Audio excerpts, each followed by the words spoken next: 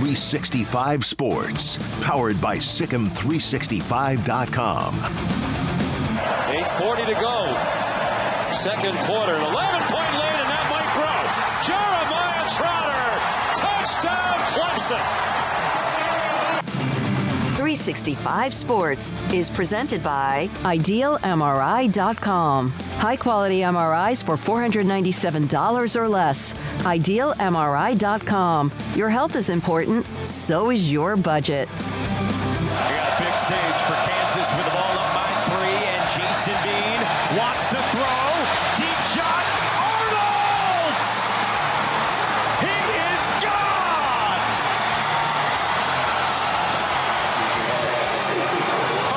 Oh my goodness. 365 Sports is also brought to you by Texas Farm Bureau Insurance, protecting Texans since 1952. Will Howard backs up into the shotgun. Empty backfield. Howard looking. Howard scrambles. Howard lets it go. Incomplete. And Texas survives. Have you subscribed to our YouTube channel? Search 365 Sports on YouTube. Brought to you by TFNB, your bank for life. Second down and 5. Alabama can get a first down at the 6-yard line. And it's Jalen Milroe. Pump fakes. Jalen Milroe. Touchdown Alabama. Again. 4 for number 4. 365 Sports is turbocharged by Unite Private Networks. Find out more at uniteprivatenetworks.com. Brown the slot at the bottom with Stephon Johnson. Quarterback keeper up the middle. Run. For 2. There it is. Donovan Smith. Houston celebrates. Now here's David Smoak, Paul Catalina, and Craig Smoak. It's kind of a neat mixture of sports. Is college basketball, which opened up yesterday, and also Baylor playing Auburn tonight up in South Dakota. Kind of a mixture of sports. College football still very much front and center. Yes, there's the NFL. Yes, the NBA has begun. Baseball just wrapped up. There's a couple of notes last night. The Big 12 had a couple of hickeys in there. West Virginia's first-year head coach won. Baylor again playing tonight.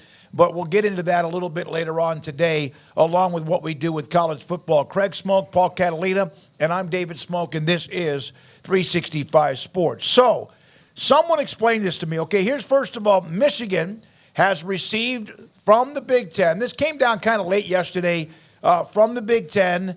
They have received, no, this is the wrong one. It's the Brett McMurphy tweet. Has received notice from the Big Ten about specific sign-stealing allegations, does not indicate what penalties will be administered. So there we are with Michigan. There's no news there. But again, at the very bottom, Michigan will legally fight any disciplinary actions which potentially would block any suspensions from occurring this season if, in fact, it ever came to that point. So now the letter has been sent. This is really more late yesterday than it is today. But there we are. We'll have a follow-up on that in just a second. Well, here's the other problem that the Big Ten has. So the NCAA has it in their bylaws that if somebody underneath a coach is found guilty of something, then whether the coach has plausible deniability or not, you can punish the head coach because it's his job to monitor these things. Let's call that the Rick Pitino clause, because Rick Pitino has plenty of plausible deniability of some of the things, especially the stripper parties that went on at Louisville. Like, I can kind of believe that you would never tell Rick Pitino in particular about that because he would stop you from doing it because he's like, that's going to come back on me. But if there was no rule that would punish Rick Pitino for such things, he could just meet with all his coaches and go, do whatever the hell you want. I just don't want to know about it. I want the labor pain. I want the baby, not the labor pains, you know? So they have that rule. The Big Ten does not. The Big Ten's bylaws say they punish the institution. So what that means is still ambiguous as to right now. But the other 13 teams in the Big Ten want some sort of blood for this. And Michigan obviously is not just going to roll over and give it to them. So this is far from over. You don't have to say anything if you don't have anything. Yeah, I don't really have anything to add to it. And I'm tired of it, but it is still I'm not tired of it, but I am. I mean, I'm not. It's been like a week-old story compared to other things we talk about for months on end. It just seems like there's a lot of spinning of the wheels, and it's not really moving in another direction just yet. It's all kind of setting up to move into a certain direction, whether that is the Big Ten pursuing something or, that's in turn Michigan filing a lawsuit, back or whatever. I'm kind of ready to get to that part of it. The whole what can they do, what will they do, how will they do it, and all of that part of it is not that interesting to me. The flinging of mud back and forth. Well, will you do it? Will you do it too? And all that. I don't care for any of that stuff really. I don't have much to add on that other than it's just, continuing to peel back the layers on all the potential possibilities. But I will be more alert when there are actual things going down in the regards to this story. All right, then there's this one here, and I really don't know how to grab onto this one. This is from that CFP rep. I've also seen others. Pat Forty has a story. R.J. Johnson has a story about a former employee at a Big Ten program, I'm not reading all of this, that said that it was his job to steal signs, given details from multiple league schools to compile a spreadsheet of play calling signals used by Michigan last year, recently shared the documents, which showed the Wolverine signs and corresponding plays and exchanges with other Big Ten programs. Here's the first thing I thought when I first thought, oh, okay. But then this is what I also thought. And I saw Dan Wetzel said, this must be a group project. Help me out here. Is this now, okay, wait a minute, we're taking a beating here. We need to come up with a way to defend ourselves and find something else that people have been doing against us. It just gets more complex in that, the other thing that happens, especially inside conferences is, if you're a defensive analyst at Michigan, and you kind of know some things that Michigan does, and then you become a safeties coach at, say, Indiana, because that's a move up, because it's usually easier to move inside the conference that you're in because there's more connections there, then you can these things start kind of proliferating. So I don't know, and then you start saying, well, we know that Michigan's doing this because we know that goes back to last year. So now you've got one, and a Big Ten employee that's saying, well, I started this to combat Michigan because we didn't think anything was going to happen to them. And then you've got this whole just 360-degree wheel of everybody trying to screw each other over. What is that one meme, and you guys help me out, where it's Spider-Man? like Spider-Man? Yeah, that's what this is about to become probably. It's just – oh, well, it's not just it's just trying to deflect the blame. That's all that is, really. Sure. I don't – I've said this about college sports and college football, I think, on every topic known to man, whether it's good, bad, or ugly. Yeah, I believe it. Guys are cheating. Yeah, I believe it. People are breaking the rules in recruiting. Sure, of course they are. People are paying under the table when they, weren't allowed to do that. Yeah, of course they were.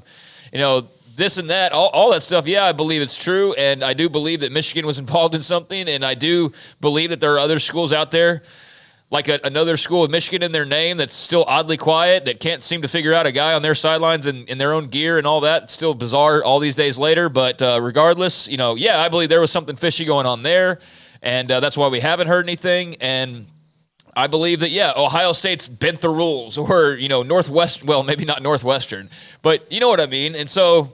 Yeah, I think all that's serving to do is just be like, it's not just Michigan. Yeah. It's not just us, but you know what? The story and the focus right now is very much on Michigan. Now, if you want to pour out all the dirty details on the Buckeyes or the Gophers or, any team outside of the Big Ten, go ahead and do that and show some proof in the pudding. But, yeah, let's not lose sight of where this all originated and where this all goes back to. And it goes back to Michigan and their football program. So, yeah, I have no doubts that other stuff is going on. And, I'm just curious of how – much people want to get into the mud while also realizing that, the deeper that you get, the more that could come flinging back at you. And so that'll be interesting to see as this moves on along, because I'm sure there are people out there that absolutely want to see Michigan get dinged for this. but also have to be careful because it might uncover some things on their own part. So, yeah, we're very much in the weeds, in the mud on this story, and I don't know if we've gotten as dirty as we're going to get here just yet, but certainly, it all circles back to the same place, and that's Ann Arbor, Michigan. And I was reading, I guess it was Wetzel and Dellinger, and talking about tomorrow could be potentially a day where we start to hear maybe about what the Big Ten plans on doing as far as their pursuit of penalties, although there's nothing, I guess, right now connecting, Harbaugh specifically to the sign stealing and all of that. So there's still a lot to unfold here, I feel like, and it's an interesting story. I'm a little bit dead on it like you are. I'm just kind of hearing the same thing and kind of the finger pointing. But I am curious to see where this moves next, because there will be lawyers and there will be potential penalties, and whatever those penalties are, those will be interesting to see regardless. It makes me wonder if it ends up being like the FBI investigation into college basketball, which, oh my God, and that's that clutch your pearls, even if, maybe you should, but it eventually at some point leads to not much at all. Speaking of cheating, this is still one of the greatest quotes from a guy that the NCAA eventually just chased down and just hammered him. From Jerry Tarkanian, the late, great UNLV men's basketball coach. I hope Phil Venzer's watching. He's a big Vegas fan. Anytime college programs are screaming at each other about ethics, always heed the words of Jerry Tarkanian. 9 out of the 10 teams are cheating. The other is in last place. Yeah. Yeah, that's what I said at the very start of my little ramble I absolutely believe that everybody's cheating to some extent. I absolutely believe that. It's college sports. How could you believe otherwise at this point, given all the evidence we've had over the decades of people trying to find that advantage? And, so that's dead on, and it rings as true today as whenever he first said that. All right, so yesterday I was going to get to this. We never did. Bill Connolly from ESPN, he does a lot of matrix and analytics and data and all of that. And then St. Dominic's Rosary, R.I.P. to the Shark. So this is as of this past weekend. The odds of making the college football playoff per their SP+. Now, it can change this weekend. But as of right now, Florida State at the top. Georgia is second. Michigan and Ohio State, they're going to eventually play each other. Michigan has Penn State this week, right? And then Washington, Oregon, they've met. Texas right there ahead of Alabama, who they beat.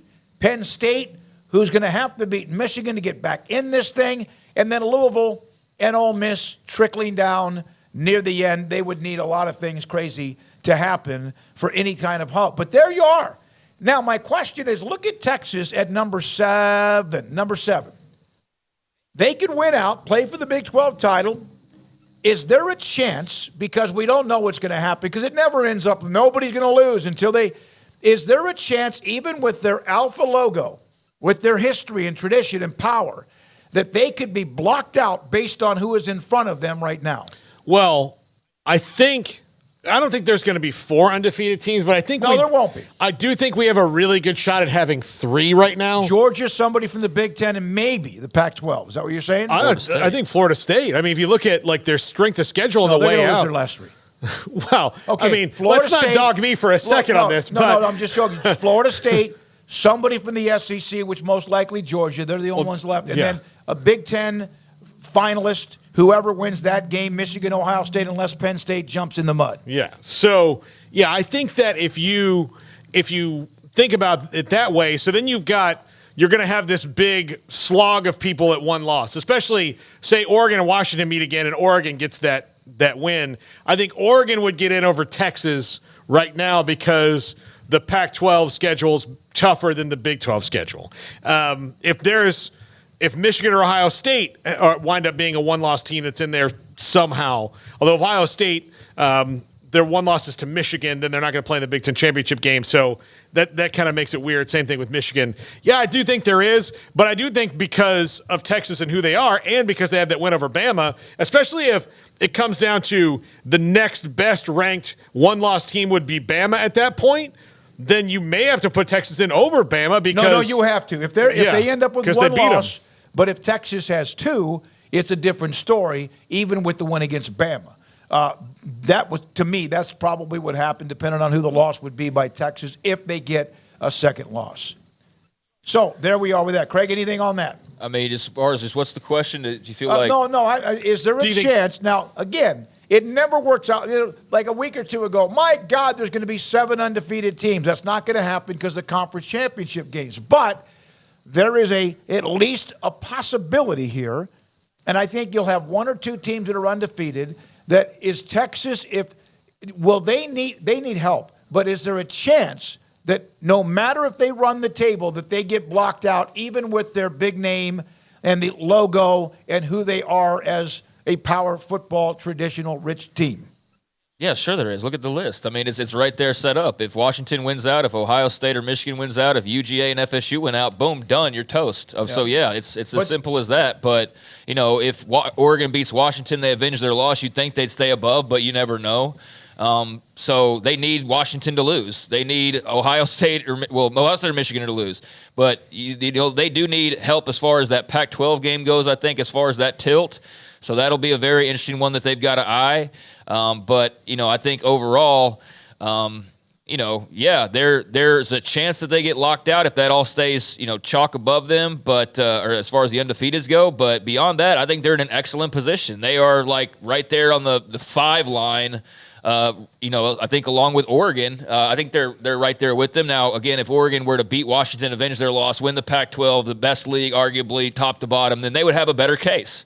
But Texas, with that Alabama win, with the fact that the Big 12 has been ultra competitive, I think that their only loss would be a very close loss at the end of the game to a ranked Oklahoma team at the time, and still to this day. I think that they are on the outside looking in at this point, but they are in a very good spot. And if they just handle their business, I mean, there is a good chance, this being the crazy world of college football, that, some things break their way and they find themselves. But I don't think you give them the benefit of the doubt and you have them hop over any of those teams that are listed above them to your question. If Washington and Oregon meet again and then Oregon wins the rematch, then you might have the ability. That's the opening, because of the win against Alabama. And Texas, you would think, needs Alabama, right, to keep on winning as well. And Texas is becoming huge fans of whoever plays Oregon and Washington. Yeah. They're going to be rooting hard for Jaquindon Jackson this week to beat their old recruit to beat Washington as Utah plays in this week. They're going to be recruiting like the Apple Cup. Like, I know Washington State's lost 5 games in a row, and they could lose 7 if you get to that point. But if they won that one, it'll be everything is fine. Something will happen where one of those in the top 5 is going to lose a game that may not even be against one of the teams we discussed, because college football winning is hard. But there's just a thought about that. So there's that from Bill Connolly. Appreciate that information. Yeah, I mean, there's, Ole Miss plays Georgia this weekend. I mean, who knows what could happen there. The Bulldogs have played with fire a little bit, but, there's a long way to go, even though there's not a long way to go. And like I said, I think however you want to read that, I do think, there is a formula where they get blocked out. Just everybody wins out above them, and, Washington beats Oregon again or whatever. The Oregon beating Washington, everybody stays the same, but Oregon beats Washington. That would be interesting to see how they would handle that. But again, I think just the prevailing point here is that with 3 weeks to go, or actually a month to go with championship weekend, you're in a really good spot. If you're Texas, you're in a really good spot, and I think you're happy with where you are, and you feel like, there's a good chance that something crazy could happen above you, and you feel good about your ability to handle everything that's in front of you right now. I don't think that there's a game remaining where you're too on alert or worried about the upset. I think that would have been last weekend, and you made your way out of that somehow, some way. Now the championship game, maybe playing Oklahoma State. We'll see how these last 3 weeks go. That obviously could be a huge challenge, but they're in a good. They're not in the driver's seat, but they're in a good spot. They are in a good spot. And last Saturday in that game with K-State, my goodness, did that help open the door up a little bit wider, because that was it. If they lose that, they could still play for the Big 12 title, but not play for any kind of college football playoff. Paul Catalina yesterday on Oklahoma State in the goalpost. Flyover State fan. This, you said that there was no nice bodies of water. That is a good-looking place right there. Flyover State fan said the goalpost actually ended up in a very pretty body of water. Thank you very much. Stillwater is just fine without you. Great show as always, guys. He was having fun with your criticism of the lakes and bodies of water in Oklahoma. Yeah, not backing off of it. Beauty's in the eye of the Would beholder. you swim in that pond? Not a chance Why in not? the world. It's on a college campus. God knows who. I read the article that Dave Wilson wrote about the guy swimming in it to do that, and I'm like, well, good luck with your dysentery. It looks like they've probably kept it pretty clean. Nice, yeah, clear it's on blue. a college campus. I don't trust what's in. I don't trust what's in there. All right. If that was Florida State and the national championship was on top of that fountain and you had to go get it for them to win it all, would you go get it? Yes, I would do dysentery for that, Yeah, but not for this. But again, it's on a college campus. I don't know. I thought he was great. Thank you, Flyover State, for telling Paul Catalina that he was off base. Look, and I'll stick with it. I've been to Oklahoma 20 times. Here we go again. It's not my favorite place. Paul Cat. Okay, that's fine, but there are beautiful bodies of water in the state of Oklahoma. Now, this is an interesting note from Jerry Hill. He put this up earlier. We've discussed Baylor quite a bit, but he put this up earlier. In fact, it might have been late yesterday afternoon.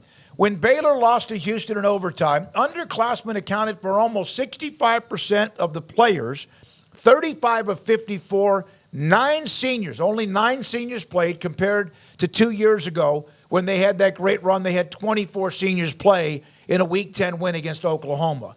Is that in any way on the table as Baylor moves forward and makes decisions about what they're going to do in football?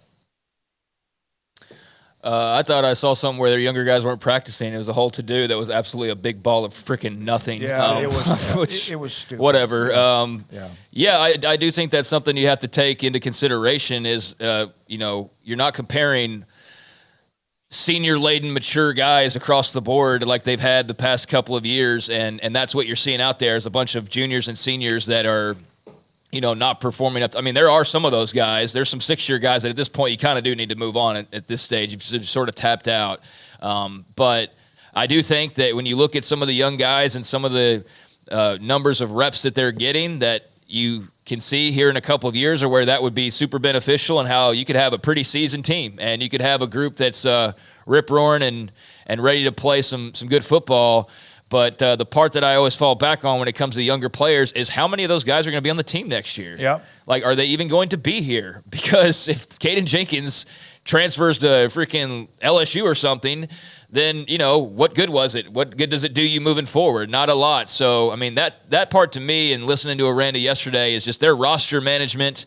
I think they've erred there in a few ways over the years. I think they realize that they're trying to correct that in some cases or trying to catch up and correct that in some cases. But whether it be the transfer portal or just their attacking recruiting, there are some things to like. But again, are you going to be able to maintain that and allow that to grow over time here specifically? That's the part I'm a little bit hesitant about because he acknowledges himself that when you start losing, you have to start looking at your roster and worrying about it getting picked apart. And so if you can maintain what's out there right now and then add some good pieces here over the next offseason or two, then I can see in 2024-5 where things are brighter, but also, I mean, how much patience are people going to have? And, how well are you going to be able to keep that together? But, I mean, that is something you do have to account for. I agree that that's a notable note, but it's just not one that I think is going to stand the test of time necessarily. If you had them back, or at least 90% of them back, and you didn't get rated, then, yeah, at least that's something to build on, plus whatever you bring in coming up. Now, that's not it. The Earl Campbell, Tyler Rose Award, Jalen Milroe, Week 10 Player of the Week, had a phenomenal game against the LSU Tigers, that defense, which, of course, has struggled. He's throwing the ball better. He's not perfect, but he's gaining more confidence because they're letting him go do his thing. I am not comparing him in any way, shape, or form, but the scenario of what Mac Brown said eventually about Vince Young. Just go do go be you. Now, I'm not saying that's who he is, but Vince Young was kind of hit and miss, and they finally just took the handcuffs off. They took the shackles off, or whatever you want to say. Let him go be him, and my God, we know the rest of the story. Well, look, it's very simplified version of the offense. What are the 3 things he does really well? He runs fantastically. He's super athletic. He throws a great deep ball.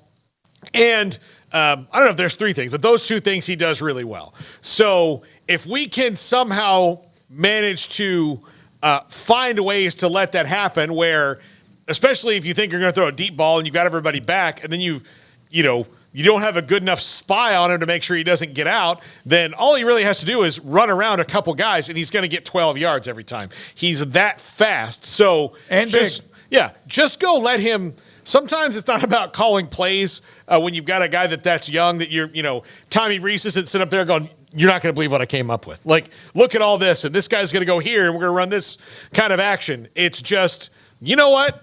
Let's go let the stud be a stud, and that's what they're doing. Like, he's a better athlete. Let's go let him out-athlete them, and we'll worry about the finer points as he gets older. But right now, the best option they have to win at quarterback is to have him out there just doing Jalen Milroe things before they coach him into doing quarterback things. Yeah, I mean, he's come a long way in a few weeks as far as just being that guy who was just ripping off deep balls, hoping for prayers to be answered against Texas, because that was basically the gist of that game. Was him just, did the deep ball hit? Nope. Then Texas got the ball back. Did the deep ball hit? Yep. Alabama's continuing to make it a game.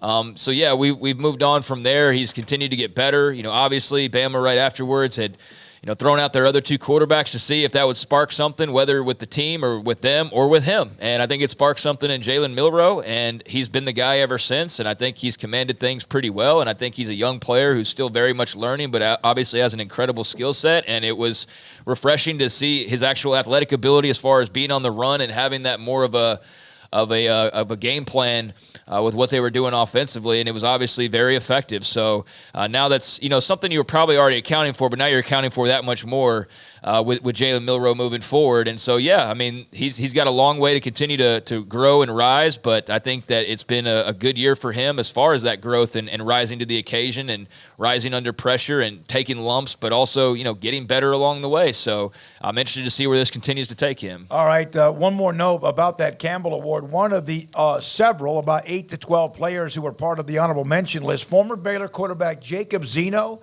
at UAB with another spectacular stat game, 484 yards passing, 5 touchdowns in a win against Florida Atlantic, 45-42. Jacob Zeno looking good. Kyron Drones has had some nice moments too, but a thought about Jacob Zeno, wanted to mention that. One more thing, then we break, come back with Kansas State safety Kobe Savage. James Madison. Paul, they're ranked in the top 5. Craig, they're unbeaten. Last night beat 4th-ranked Michigan State in men's basketball.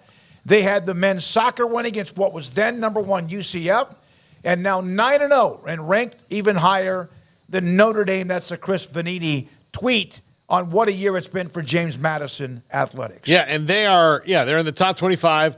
They would have played in the Sun Belt Championship game last year had they been eligible, and now they in the Sun Belt are campaigning to try to get them a waiver to play in the postseason this year because, I know that there's rules, but I think that they're a special circumstance. We'll see. Charlie Baker doesn't seem motivated to make anybody do anything about it. If not enough teams qualify for a bowl, they'll be first in line. And that's still a long way to go. Yeah. Yeah, they're still away, but I would let, I know that, there's the NCAA has got to stick to the rules, and there's precedent and all that, but I do think that there are sometimes you're like, look, nobody thought that this team would be this good when they moved up, and they're beating teams in their conference. It's not like they're losing to, the Sun Belt teams and beating the cupcakes on their schedule, and that's it. They're undefeated in the Sun Belt, so maybe just let them do it. I don't know. Yeah. That's just me, though. Yeah, I mean, if they weren't beating the Sun Belt team, there wouldn't be a conversation because they wouldn't be eligible for anything, and they wouldn't be trying to play in the conference championship game. But I know what you mean. They've been on a great run, and they deserve probably to get that postseason opportunity. I'm not one of those that rules are rules and you never question them or anything by any means, but there is a reason why that rule is in place, and it wasn't just pulled out of their hat like here recently to screw over James Madison. So, they're probably the exception to the rule, Paul, and I think that they are. And to go and then have the big win in basketball last night. I mean, what a year for Michigan State athletics, huh? What a great year for the Sparties. But no, that's who's the athletic director? I mean, is he rising up the Swarbrick? You're thinking about Michigan State. Yeah. No, James Madison. Yeah. Because you'd think that they're fielding some phone calls with the way that program is operating on all cylinders right now. But, impressive win, and a great 2023 continues on. And so James Madison having won. Jeff Bourne is the AD at James Madison University. Win, We come back. Kobe Savage, he was a guy who was overlooked throughout most of his time in high school at Paris, even when he was at A&M Commerce. He went JUCO to Tyler Junior College. We had him on at the Big 12 Media Days. Baylor, Kansas State Saturday. Kansas State coming off a brutal loss on the road that they seemed to have right there in their clutch but couldn't finish it off. Kobe Savage, next on 365 Sports. Stonewood Dental, Robinson, Texas. My next dentist appointment is November 21st to get in a brand new crown. I've got the temporary in, back, top left molar. Dr. Childress went in there and had to do a root canal, set it up for a temporary, and then on November 21st, I have a new crown that's coming in. And actually, the other day, I was driving down the road, I was like, man, these all are kind of like working out now. These are all in really good shape right now. And I feel good because he's giving me the game plan of how to take care of it, and I am. And making sure, if you haven't, you do. Because I had some bad habits of not staying away from the sweets and much more. My teeth then, of course, became just very fragile in too many ways. Dr. Childress is the dude. I'm telling you, he does a great job. He helps me out. He understands what I've been through, and he's also making sure I don't do that again. Dr. Steve Childress and his great staff, Stonewood Dental, Robinson, Texas. Don't miss out on the biggest deals of the year during the Black Friday sales event at Allen Samuels in Waco. Experience the adventure, style, and comfort of the new 2023 Jeep lineup. Shop our great selections in-store or online today and start your Jeep adventure. Pioneer Steel and Pipe opened their doors in 1943, and they have never wavered with their focus on great product and customer service, relationships with a handshake, making sure you, the customer, is satisfied. Their new facility is now twice the size, allowing new inventory, higher quantities, and in a much more organized fashion. In addition to the long lengths in tubing, angles, channels, rods, and flat, Pioneer Steel and Pipe now offers several shorter, more convenient lengths of material already cut. Their 2,500 square foot showroom has over 1,000 new products in stock, new welding supplies, hardware, quickcrete, and do-it-yourself components for any project, whether you are a professional contractor or weekend warrior. The new facility is designed to make your loading experience faster and more efficient with easy drive lanes around the building and much more room to get your trailer loaded. Our location may have changed, but our values haven't, and our relationship with customers goes much farther than just business. Pioneer Steel and Pipe on Loop 340 and Highway 6 and just east of I-35 in Waco. Automatic Chef Canteen is a full-service micro-market vending and office coffee provider with state-of-the-art vending equipment, a wide variety of products, and offering custom-fitted micro-market vending office coffee solutions for your employee break room.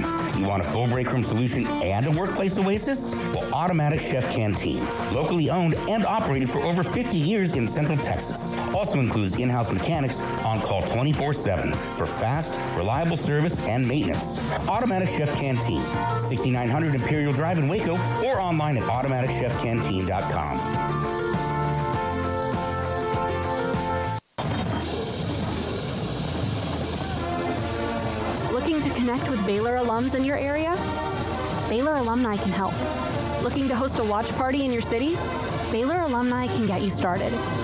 Want to step out in your community and serve with other alums? Baylor alumni is your connection with the university and each other. Let's get started. Learn how at baylor.edu/alumni.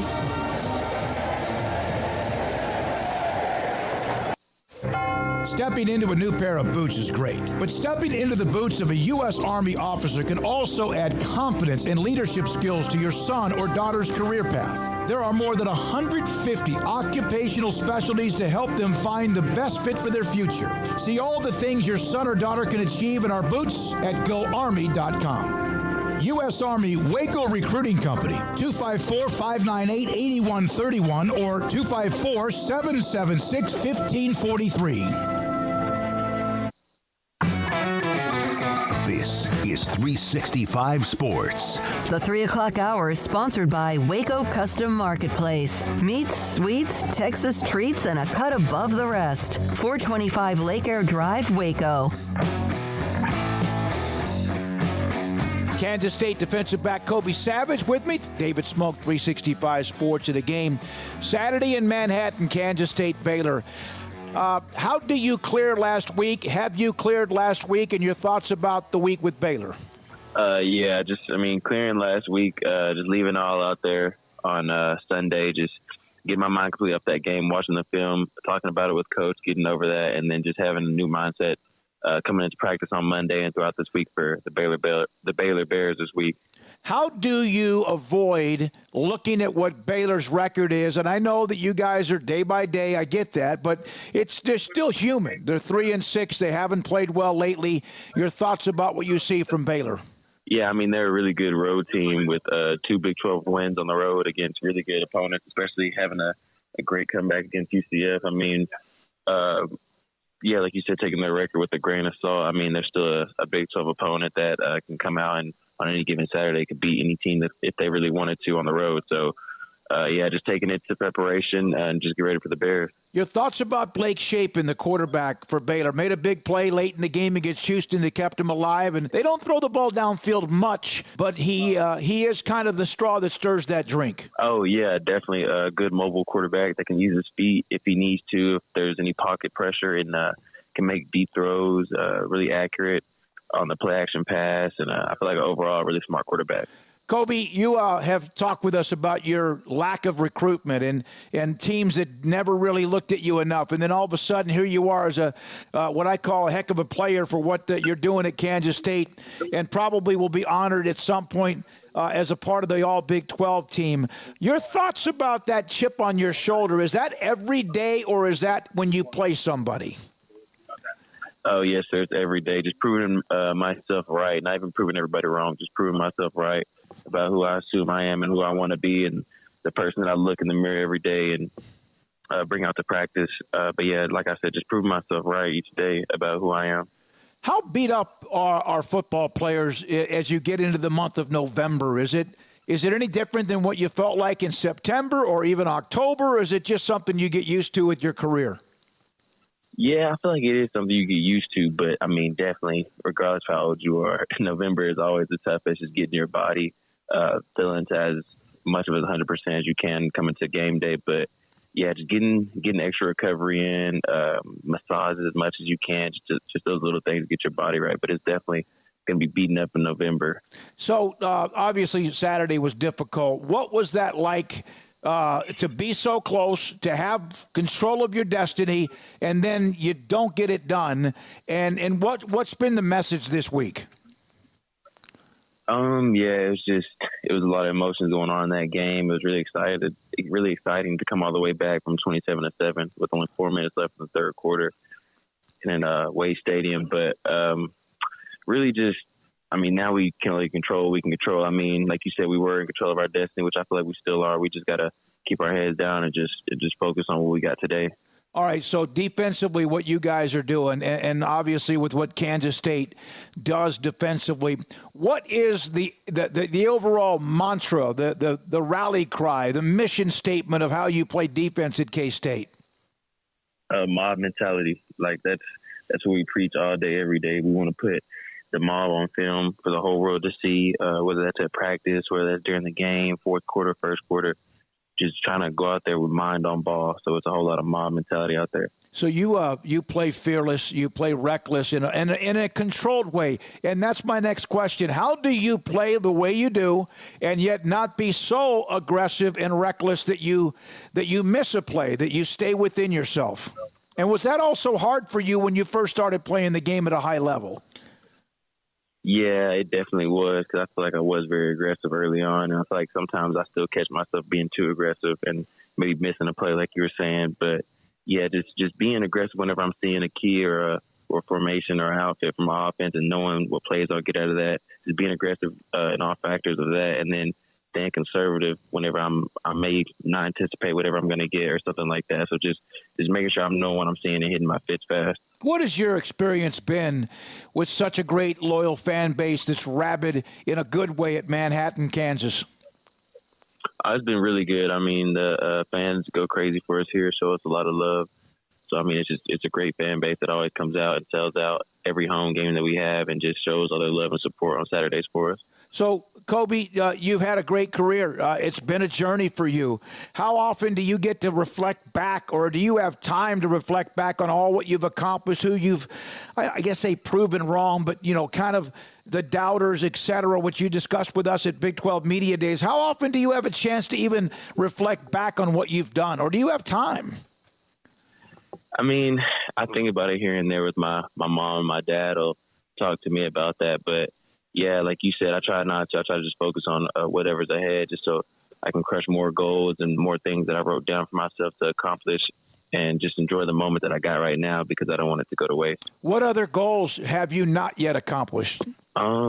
Really just being the best version of me. I feel like I haven't put my best football out there. I feel like I played in some great games with some great opponents and done well, but I feel like I still have my best game of football out there. So, when you do get away from football, which is 24/7 basically as a collegiate student athlete, what are some things that Kobe Savage does to just breathe a little bit different, a little bit just away from the game itself? Probably just spending time with my little cousins, like throwing the football around, my nieces and nephews, or probably going like fishing with my brother or grandpa or dad. That's probably as human as Kobe Savage gets when it's outside of football. So just either fishing or just playing around with my family. What fishing on the pond, the lake, just anything in particular? What's your favorite place to fish, and what's the one that you're like, oh my God, this is a massive whatever it was, a bass or something else? Ooh, I don't know weight wise, but yeah, definitely bass. I love going fishing for bass and crappie.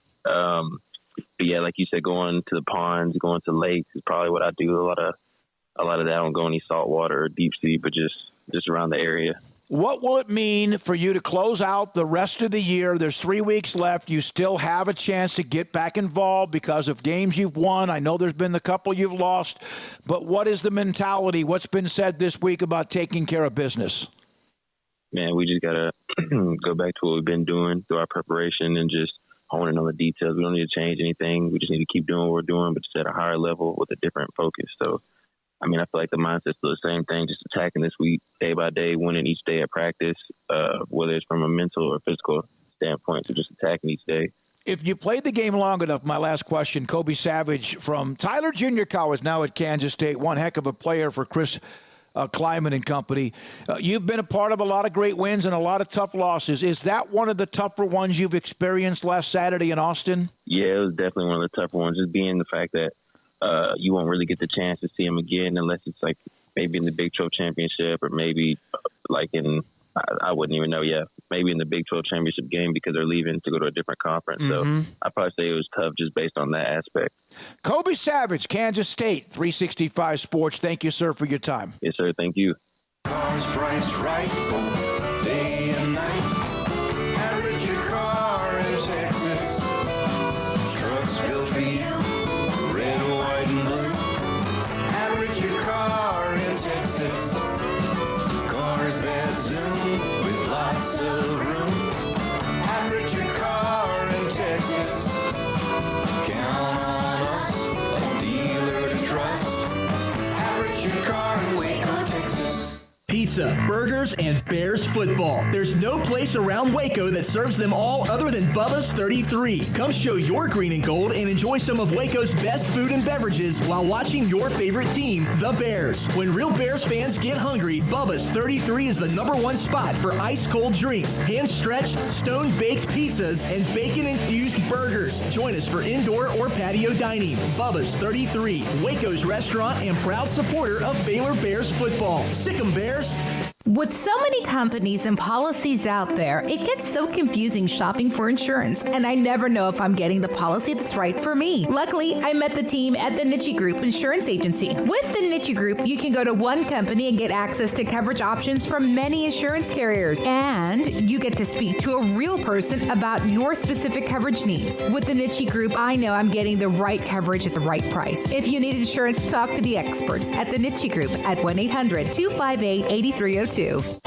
At Ideal MRI, we feel blessed to be part of the Waco community. We're a small family business here in Central Texas. At times like this, the cost of healthcare has never been more important. And unfortunately, significant illnesses and injuries still occur. And that's why Ideal MRI is open and here to serve you through this difficult time. So if you need an MRI, ask your doctor about Ideal MRI. You can schedule online in minutes at idealmri.com or call 833-IDEAL-MRI. Waco Regional Tennis and Fitness on Lakeshore Drive is a premier, elite, life-changing experience where you can change your mind, body, and soul. Waco Regional Tennis and Fitness offers over 40 group exercise classes each week, including boot camp, R, silver sneakers, and more. New bikes arrived and are waiting for you to test yourself, compete against yourself with a screen monitoring your speed, miles, resistance, and power, and with indoor cycling classes every day. New free weights, weight machines, TRX, rowing machines, stationary bikes, new treadmills, new elliptical machines on the spacious weight room floor. Personal training with Christy London, Randall Corley, Alex Botch, and Nathan Roach, where you will be encouraged and motivated to grow. A kids club included with your membership, plus sauna, whirlpool, and a tanning bed. 16 tennis courts, beautiful stadium court, and longtime youth tennis pro Britt Coleman, assistant junior pro Kenna, adult tennis lessons and clinics with Blake, and commitment to pickleball with 8 courts and instructor Jody Thurman. Visit the website, wacotennis.com, or visit us next to Hawaiian Falls on Lakeshore Drive in Waco. 365 Sports is turbocharged by Unite Private Networks. Find out more at uniteprivatenetworks.com. 4:46 is the time. Olin Buchanan, Texags.com, joins us on 365 Sports. Paul Catalina, Craig Smoak, and David Smoak. Olin, thanks for your time. Is the clock ticking on Jimbo? Well, I think it is. I don't think anybody absolutely knows for sure how the people that are going to be in charge of a buyout, if they're really ready to make that big financial buyout. But my sense is the Aggie population, the majority of them have gotten to the point where they're ready to move on. And I would imagine that those that are in charge are going to at least take into consideration what the population might seem to want. You know, Olin, I think what's kind of strange to me about Jimbo Fisher is the two coaches that great coaches, legendary coaches, whose tree he's from, Nick Saban and Bobby Bowden, got to their levels of success by being infinitely adaptable to what is going on around them in the college football world. And he is just not that. And that's what's surprising to me. He picked up clearly recruiting and how to build a top-down structure of a program. He picked up a lot of good functional things from them. But when it comes to adapting how you call plays and how you adjust to situations in the game of college football, that is a major weakness for him. I think that's fair. They brought in Bobby Petrino to call the plays. I don't know how much. At first, was very optimistic, thinking, well, Bobby's influence and his style of offense, will be good for A&M, and I have no doubt that Bobby's calling the plays. What I doubt is, or what I question, because I'm not in the team meetings and things like that, so I could be wrong. What it appears to me is that Bobby's calling the plays to Jimbo's offense. That's pretty much the same, which is our analogy is you hire Bobby Flay to come in and cook the meal, but you tell him here's the recipe and here's the ingredients, and do not stray from either. And so, then what's the point? You're doing the same thing. It's just, somebody else calling the play. So, it's been quite frustrating. It kind of reminds me of the end of the Les Miles regime at LSU when everybody over in Baton Rouge was so up in arms about the offense being predictable and kind of old and stale, and I think those are the same kind of criticisms that Jimbo's offense is. It's predictable and old and stale, and it worked. It worked at one time, but that was 10 years ago, and things change. Olin, what have you thought about the play of Max Johnson? And obviously, how's the health looking on the team front, his front as well? How has that gone, in your opinion, the ride with Max Johnson so far? He's been okay. He's been good and bad. I mean, I think the last game against Ole Miss was a perfect example of Max Johnson.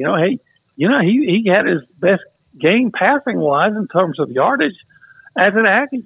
I think he completed like 31 of 42, if I remember right. He had 305 yards and a couple of touchdowns, but he threw a costly interception when they had first and goal at the 5. And part of that is all of that is because he and Aniyah Smith weren't on the same page. Aniyah ran a slant, and looked like he was throwing a fade or something to the back of the end zone. And we're talking about two guys that have the most experience. So maybe that's on the coaches again. And, there's big criticism that Jimbo's offense is too complicated for guys that are going to, allegedly practice 20 hours a week. So, but I think Max has been all right. I think there's a whole lot of other things you can point at for A&M's disappointment before you go to Max Johnson. And in fact, I'll say this: they sure hope he's ready to play Saturday, even though Jimbo wouldn't. He said, "Well, it's going to be." He kind of indicated it's day to day. We've heard different things, but you never know. But if they can't go, if Max can't go, then you're probably looking at a transfer from Fresno State, Jalen Henderson, who the last time he threw a pass was in November of 2021. So, Olin, if that's not the issue, and I appreciate your intake and also on that, but what is the issue? Well, again, I think the offense is pretty predictable. I think it's too complicated. It's almost a joke now that we'll ask Jimbo what went wrong this week. It's like, well, execution. Well, it got to the point where almost every week, 2 years, you hear, well, execution, and now it's saying, well, it's just finding the inches. It's finding the inches. And, any Aggie that you would ask that's been paying attention, they'll tell you that, they get so tired of hearing, well, it's just the inches. Well, why can't you find them? So it seems to me that those who say that, again, I'm not involved in it, but those who say that the offense might be too complicated, that college offenses typically aren't that complicated. Maybe that has something to do with it. If so many games you come up and you say, well, it's just the inches. We didn't execute. It was one mistake. But it's been that for really better part of 3 years now. And at some point, you start thinking, well, maybe they're not going to find the inches because they keep coming up short. Now they're competitive. They could have won. They were in position to win really every game they've lost. And, last year, the reason you had some hope for this year was, I don't know what's going on with that. Hello? Yeah, you're there. No, you're there. I'm sorry. We lost you for a second. Go ahead. Okay, but anyway, so what's the problem is like I guess it's the $70 whatever $1 million question is, the question keeps coming out there and everybody has theories. Whether it's the offense is too complicated or it's just old or whatever. But the bottom line is A&M has now in the last 2 years has lost, I think it's now 9 games by a touchdown or less. I mean, it's crazy.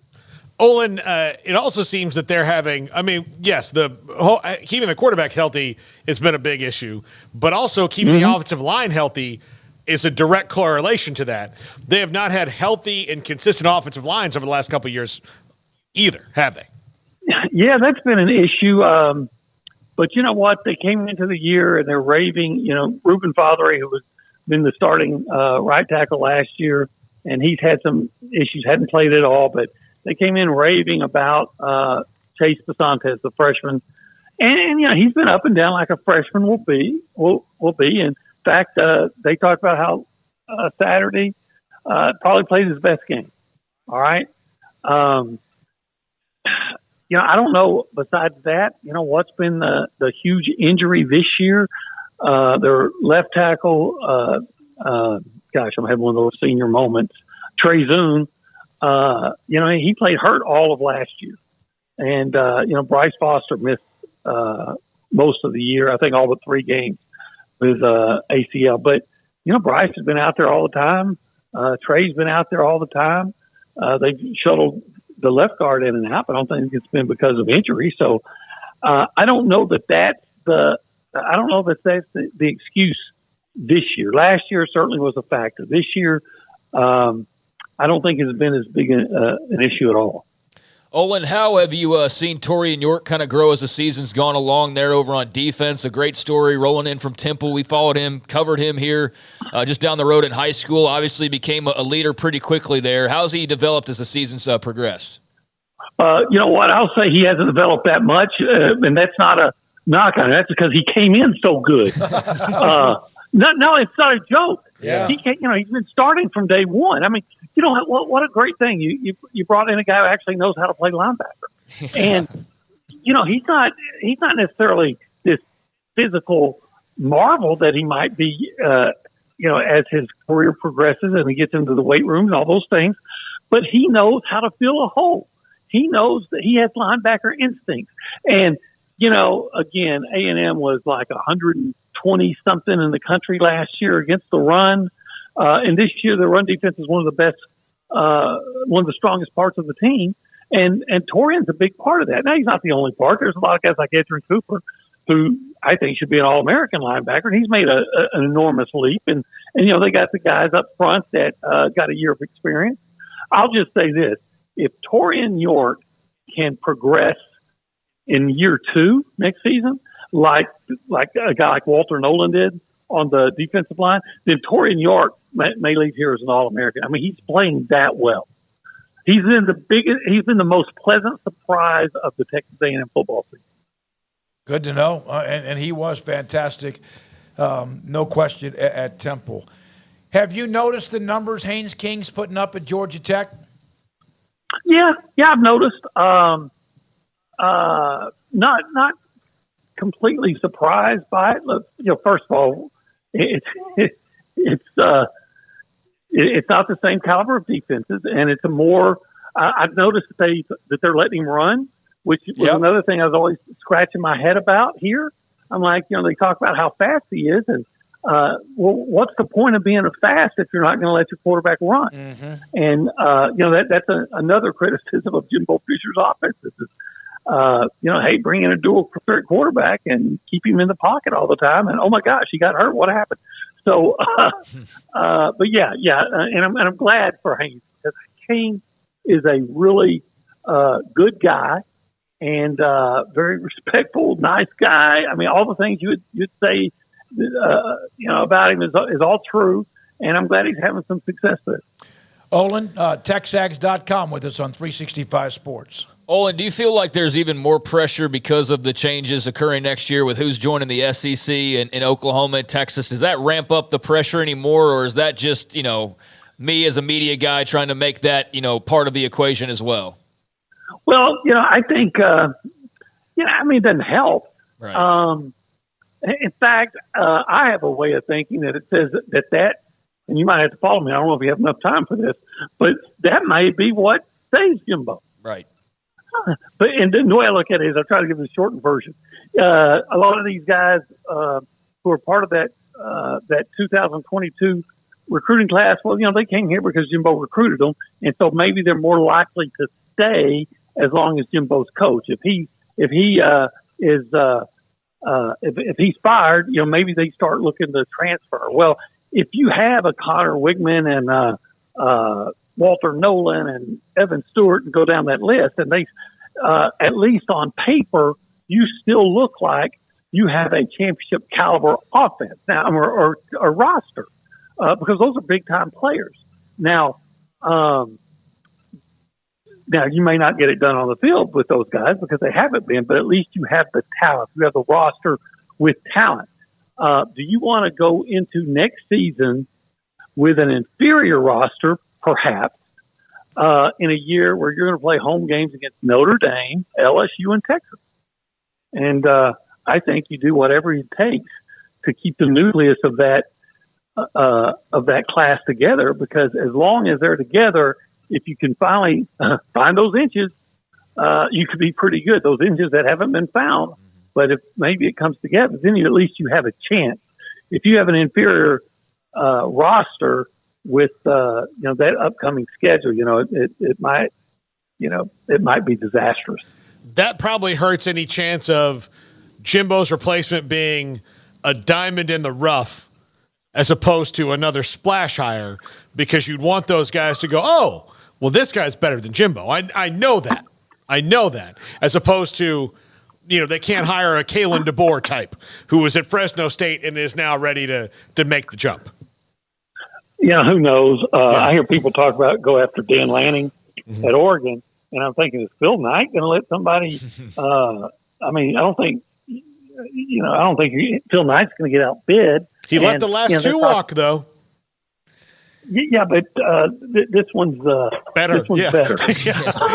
There's a reason why he's there. Yeah, exactly. I think he put Willie Taggart on the Jet. Yeah.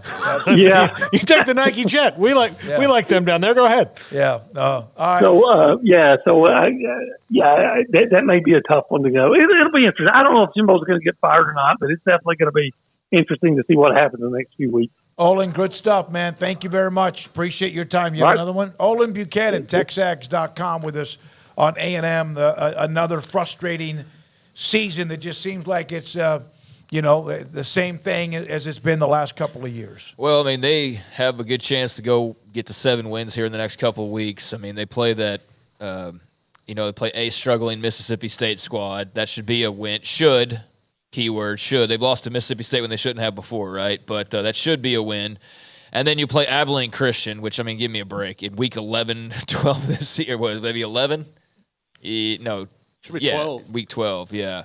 So that'll be a win for sure. And then you go to LSU.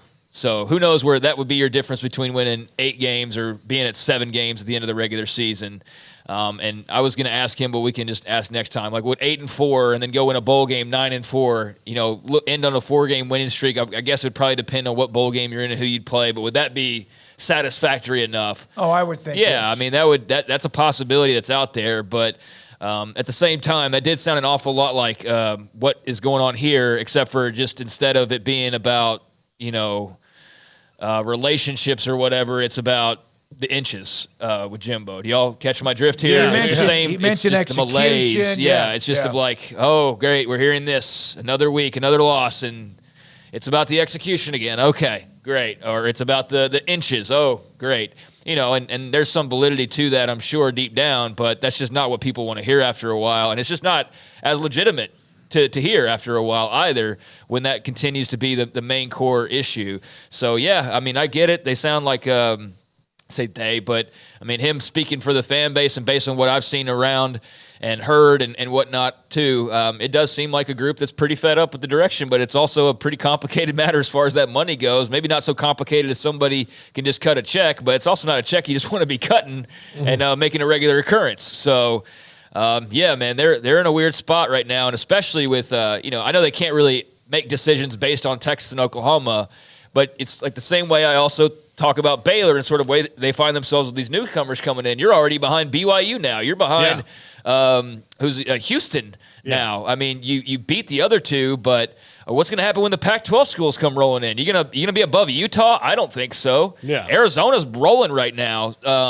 So Colorado. Who the heck knows with Deion? Where are you going to find yourself? And so for A&M, where are you going to find yourself with A&M and Oklahoma? Texas and Oklahoma join the fold.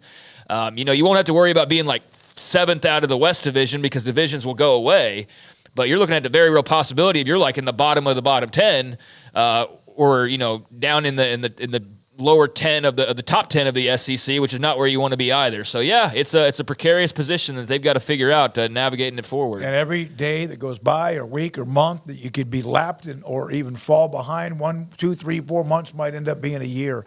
All right, when we come back, that clock is killing me. Oh yeah. We need a Jackson charge of touching things. Cedric like Golden covers UT for the Austin American Statesman in about 20 minutes. Craig's off the radar. Brandon Marcello, 247 Sports, just after 5, and Paul at his top 5 around the corner, too. And this is 365 Sports.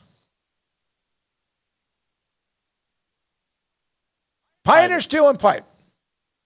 Location is a brand new facility that's now nearly a year old on Loop 340, Highway 6, east of I-35 in Waco. Pipe, steel, and metal. That's what they do. Pipe, steel, and metal. A bunch of it now, more than ever before. A 2,500 square foot showroom that's loaded. 1,000 new products available. Different lengths of what you need cut. Pipe, steel, and metal. Tubing. What you need, it's now cut into different lengths. So if you go pick it up, you don't have to worry about taking it somewhere else or you yourself cutting it. It is cut for the specific length that you need. They're bays for you to go and get it. Pickup trucks, trailers, obviously even bigger than that, haulers or 18-wheelers, depending on what kind of a project it might be. There are more bays available. It's as efficient. It's more efficient, and it was really good. But now they have more bays for you to go by, pick up what you need, load it up, and you are on your way. They opened the doors in 1943. The amount of loyalty and commitment from customers, from them to you and you back to them, has been amazing. That's how you stay in business that long. And on top of that, get bigger, better, faster, stronger with the new facility on Loop 340 and Highway 6, east of I-35, pioneerboys.com. The right call can make all the difference on and off the field. I'm Mark Stewart with Bird Colgan Ford. When it's time for a new car, truck, or SUV, Bird Colgan Ford is the right call. Come check out our award-winning lineup of best-selling models in their class, like the Mustang, Explorer, Expedition, F-150, and Super Duty. Make the right call for your next vehicle at Bird Colgan Ford. Bird Colgan Ford proudly supports Baylor Athletics. Sic 'em Bears.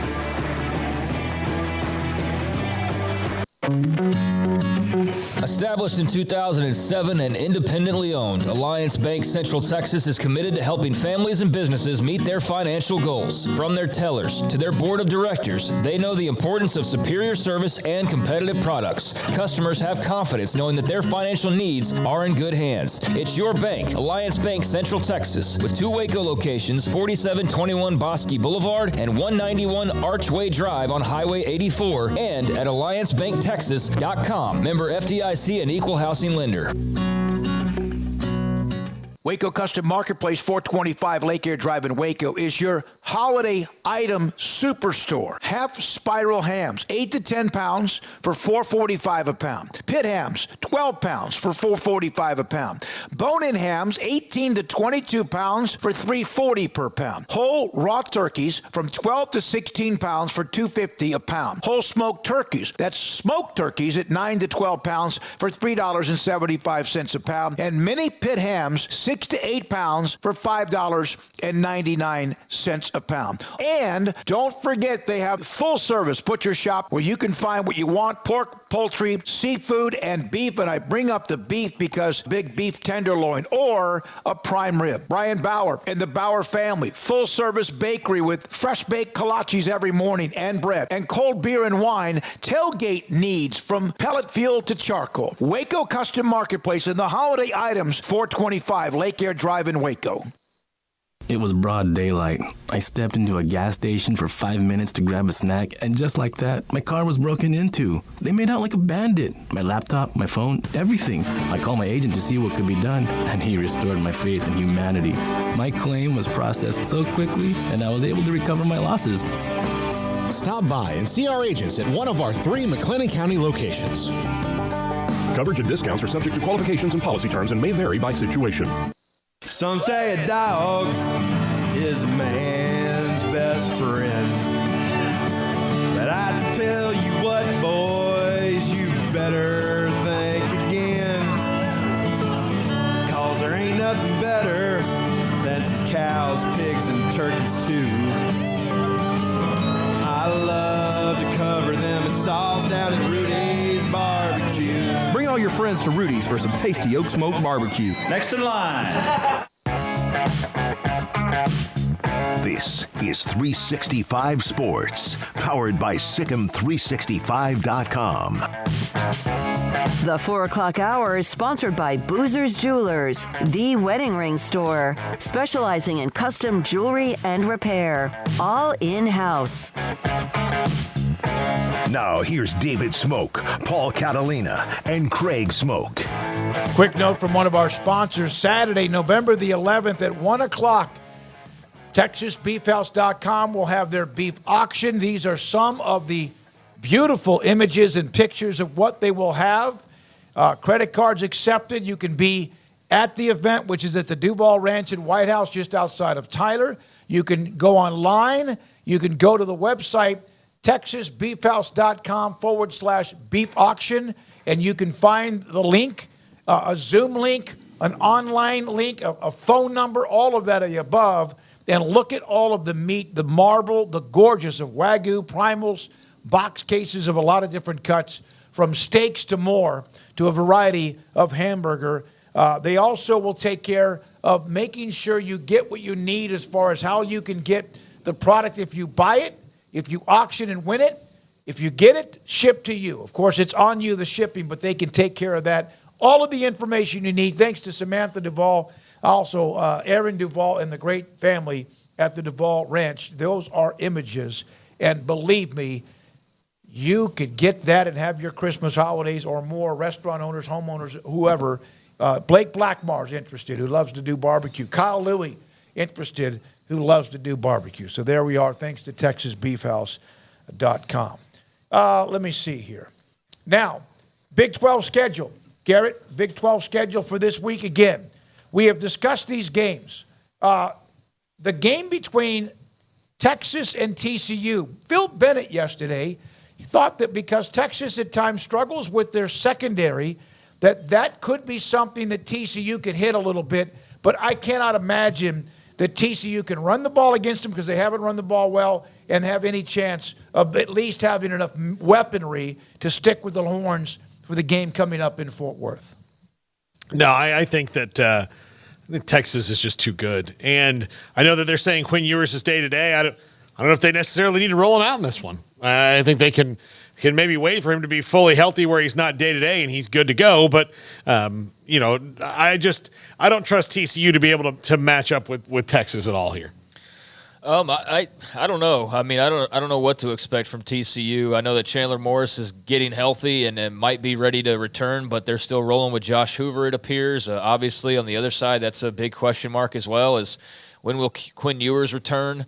I don't know from a Sarkisian quarterback coach standpoint of, is it better to get him out there and get him back to getting reps in real live action, or do you hold him out as though he's like an essential piece to the potential championship run? And you don't need to risk it. I don't know. I'm not a coach to know how you're better served there, but a lot of eyes will be on the quarterback position. I mean, I think anything can happen when you're lining up on Saturdays, and especially when you're going on the road.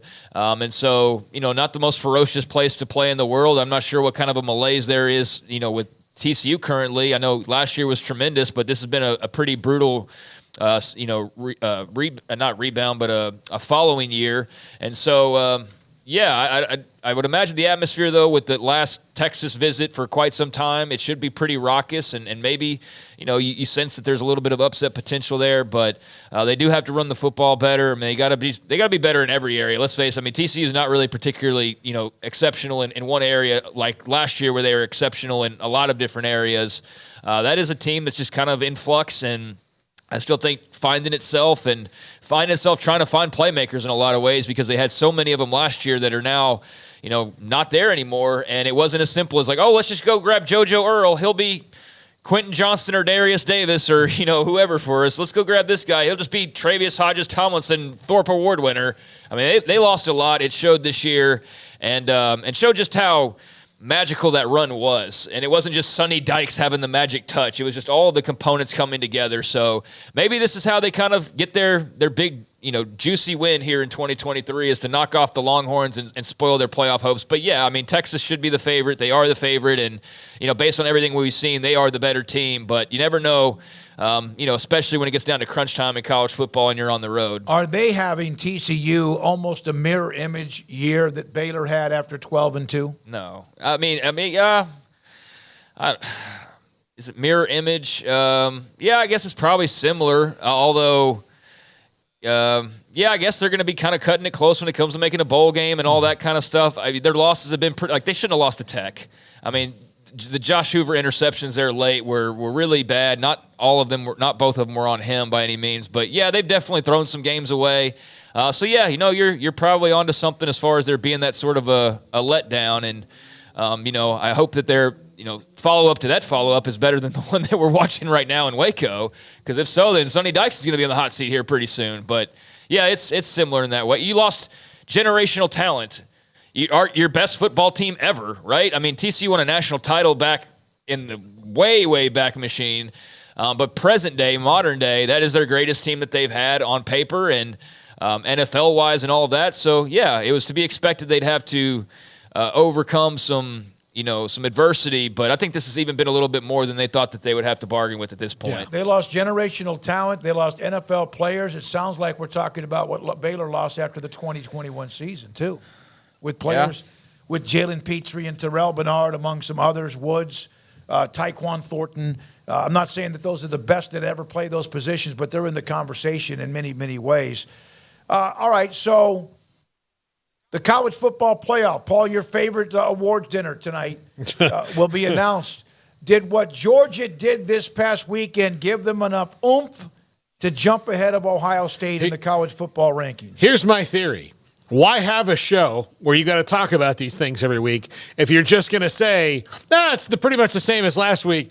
And because the only thing that matters is the top four, right? Yes. It doesn't matter like saying, LSU lost, so we're going to put them back here at 22, and, Oklahoma lost, so they're at 17. Nobody cares about that. Well, they do. They do, because it could protect teams in the top 4 to 6. Yeah. Yes, except for the fact that, just sometimes, the viewers in general are not going, man, I can't wait to see who they voted 17. Right. And the questions are not going to be, they're not going to roll out Boo Corrigan and be like, Boo, I'm curious as to why the 13th ranked team is North Carolina. Nobody's going to ask that question. It's all going to be about the top 4 and maybe 5 and 6. So, my theory is, put Georgia at number 1, and then you have Michigan and Ohio State, or Ohio State and Michigan 2 and 3, and then you have a talking point, because right now you could roll out there and roll out the same top 4, top 5, whatever, and then they ask, well, why didn't you change anything? Well, we didn't feel we had to. So what'd you do all day? We did the other teams. Well, nobody gives a crap about that. They also say, Craig, that they throw everything out the window and start with a new blank scratch piece of paper. Do you believe that? I don't know. It's week 2 of the college football playoff show. I don't know. I think that they have a pretty good idea of who they like, and I do think that they massage it where it needs to be massaged to get, ultimately the positioning that they want. But I don't think that there's some real scientific breakdown week to week of how they layer these things. I think there's definitely some positioning that happens, especially as we get closer to the end of the year. But, I remember when game control was a thing one week and then it wasn't. And I remember when body clocks were a thing and then they weren't. Now, maybe that was just that, idiotic Jeff Long reign controlling the at game. The beginning of the playoff, when they were just making it up as they went along, basically, or at least it sounded that way from his weekly press conferences. But, I think the top's pretty clear cut. I don't think there's going to be any really shocking surprises later on tonight. And this show won't really whet my appetite until we get another couple weeks down the road and we really get into the nitty-gritty and see where people are. Yeah, the amount of wins against teams in the top 25 might be something that was this week or 3 weeks or last week. That would benefit Texas. Yeah, and it would, because of who they've beaten inside the top 25. However, if Kansas State moves out of the college football playoff rankings, which is a possibility, then they have said before it's where they're ranked now. But it would be interesting to go, well, they have the top 5 win against Alabama, whatever, and they have the win against, Kansas State's not in the top 25, but they're a really good football team. That's kind of the way they describe certain things they do along the way. You know why they have to do that? And I'm not letting them off the hook here, but it's yes, you are. No. There's a lot of teams, and there's a lot of fluctuation. So I don't begrudge them, having to say, well, that was how they're ranked now. okay, well, they were ranked then. You say that that's a lot of Venn diagrams you have to go through and look at, and then you can't remember those things because you're a human, and more than likely you're over 40, so your recall has started to slip a little bit there. Not everybody can be the late, great Dave Campbell, who once described to me in great detail when he was 85 years old, the first baseball game he listened to on the radio when he was 8. So there's not everybody that's like that. So I think some of that is just they get asked a question like, because really the answer, and no one wants to hear this, and they can't say it because it's so simple, is, look, we're in this room. These are the 4 teams that we thought were the 4 best. This is through all this. You can ask me all these questions you want. These are the 4 that you're getting. This is what it is. I will see you in January. All right, last week Kansas State was 23rd in the college football playoff standings. They won't be ranked this week, even though they took Texas down to the wire on the road.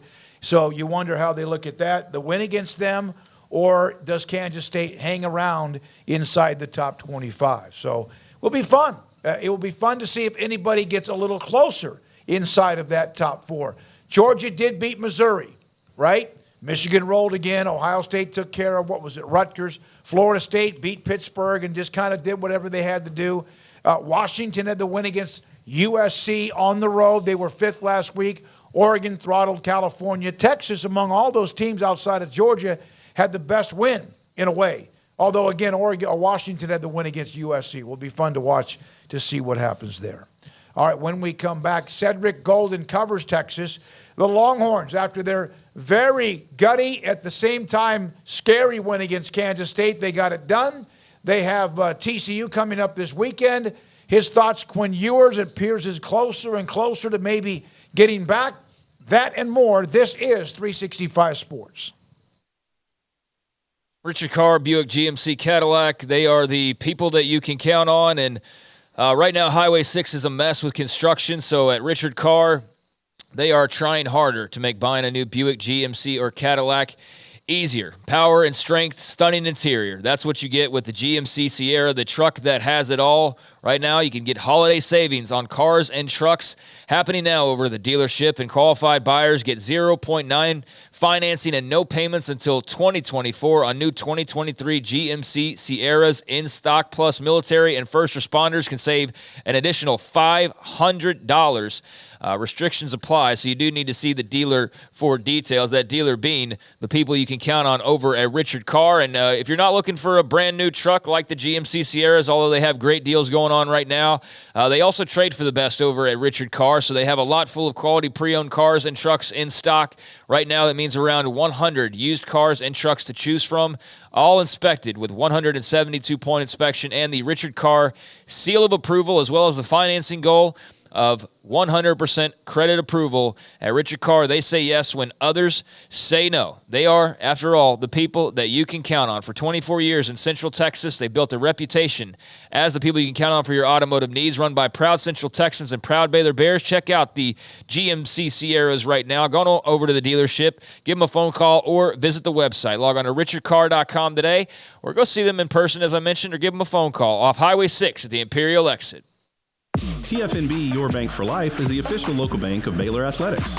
Find out why more Central Texans are making TFNB their bank for life. Sign up for our Edge checking and savings accounts to earn interest or cash back. With 5 convenient locations and an award-winning mobile app, banking has never been easier. TFNB, your bank for life. Member FDIC.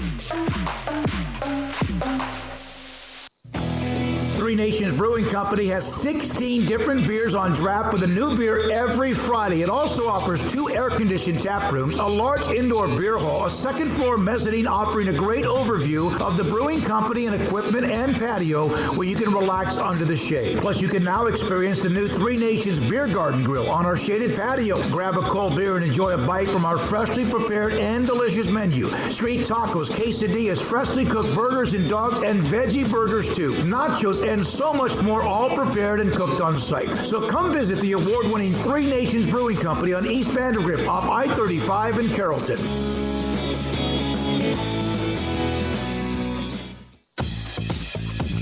Baylor Scott & White Southwest Sports Medicine and Orthopedics, the team physicians for Baylor Athletics, diagnosing and treating all sports-related injuries, including concussions. These specialists also provide orthopedic services for athletes and non-athletes alike, whether it's knee or shoulder pain, a wrist injury, orthopedic spine care, and even an arthritis and total joint clinic. Trust the doctors Baylor Athletics trust. Baylor Scott & White Southwest Sports Medicine and Orthopedics wants to get you back in the game.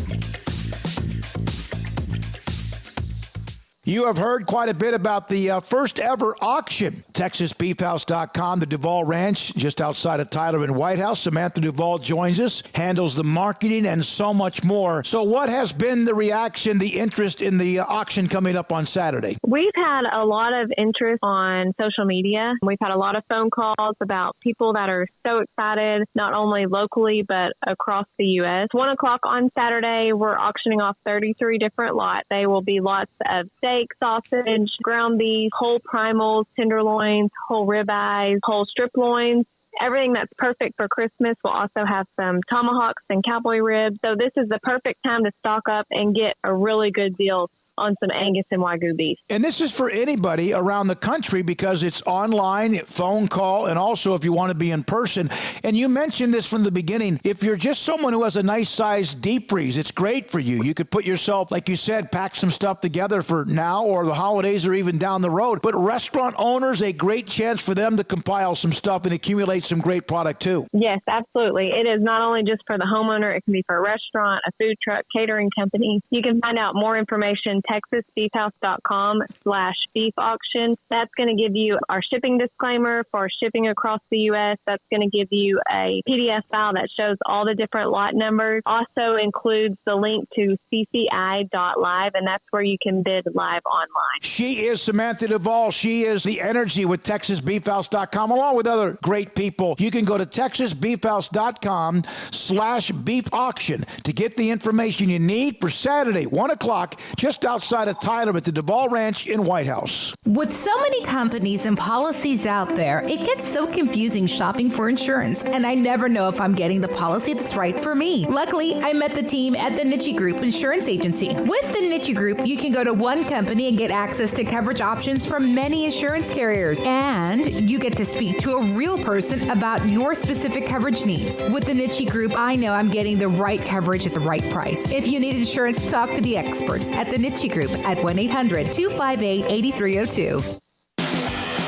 This is 365 Sports. Text us at 254-339-1122. The text line is sponsored by Riverbend Liquor and Wine, with the most extensive variety of craft beer in Waco. A hidden gem on Lakeshore Drive and 19th Street. We just got finished with a conversation about Texas and their game with TCU. Was thought of maybe early in the year that could be pretty juicy up in Fort Worth. Cedric Golden, Austin American statesman, joins us on 365 Sports. Cedric, let's start with Quinn Ewers. What do you know or what has been said the latest on him? Hey, David. Sarkisian on Monday said that he's gone from week to week to day, which is a little cryptic. It didn't say that he's out for this week, but it's definitely trending toward him coming back sooner rather than later. The question is, will he be back at TCU? I think they're going to play the kid Malik Murphy because they believe they can beat TCU without Quinn Ewers. Now, I do say this, brother. These are the times when they can't afford to slip up. This is as good as they've been in a long time, and they really need not to run into that one game that gets them every year. They should be able to beat TCU without Quinn. That's what it says on paper. But history says that they've lost 7 of the last 9 against TCU, so including the game last year where they didn't score an offensive touchdown with Bijan Robinson on the team. So I still think they're going to win the game, and I think Malik Murphy's going to play, but I could see Quinn Ewers coming back for the next game at Iowa State. Yeah, at this point, Cedric, it would feel to me like that would be rushing it for the sake of rushing it, and maybe have him dressed and ready, but starting him might be a little bit ridiculous, because then sometimes, I know the Willis Reed tough guy, like, look what this guy's doing, is great, but sometimes that can be more of a detriment than the emotional boost that it can be, because he's hurt. He's not able to play at his full strength, and he can't do the things that you need him to do. That's an excellent point, and you're showing your age by bringing up Willis Reed. These kids don't know who that is. No. Maybe Paul Pierce in a wheelchair. Yeah, maybe a little bit closer, but I know what you mean there. And there's no question he's a football player. He's pretty tough, and he's gotten hurt before. I don't know that this is as bad as the Alabama one, because Alabama, we saw him in a sling for the next 3 games. He hasn't been seen in a sling the last week or so. So I think that he's probably coming back. I don't think it's this week.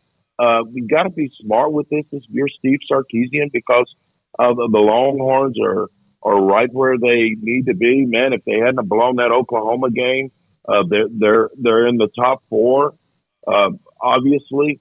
But there are some one-loss teams that have good resumes, like Oregon, and Alabama, even though Texas beat them, that are going to be able to beat better teams than the Longhorns are going to be facing down the stretch. So they can't mess this one up.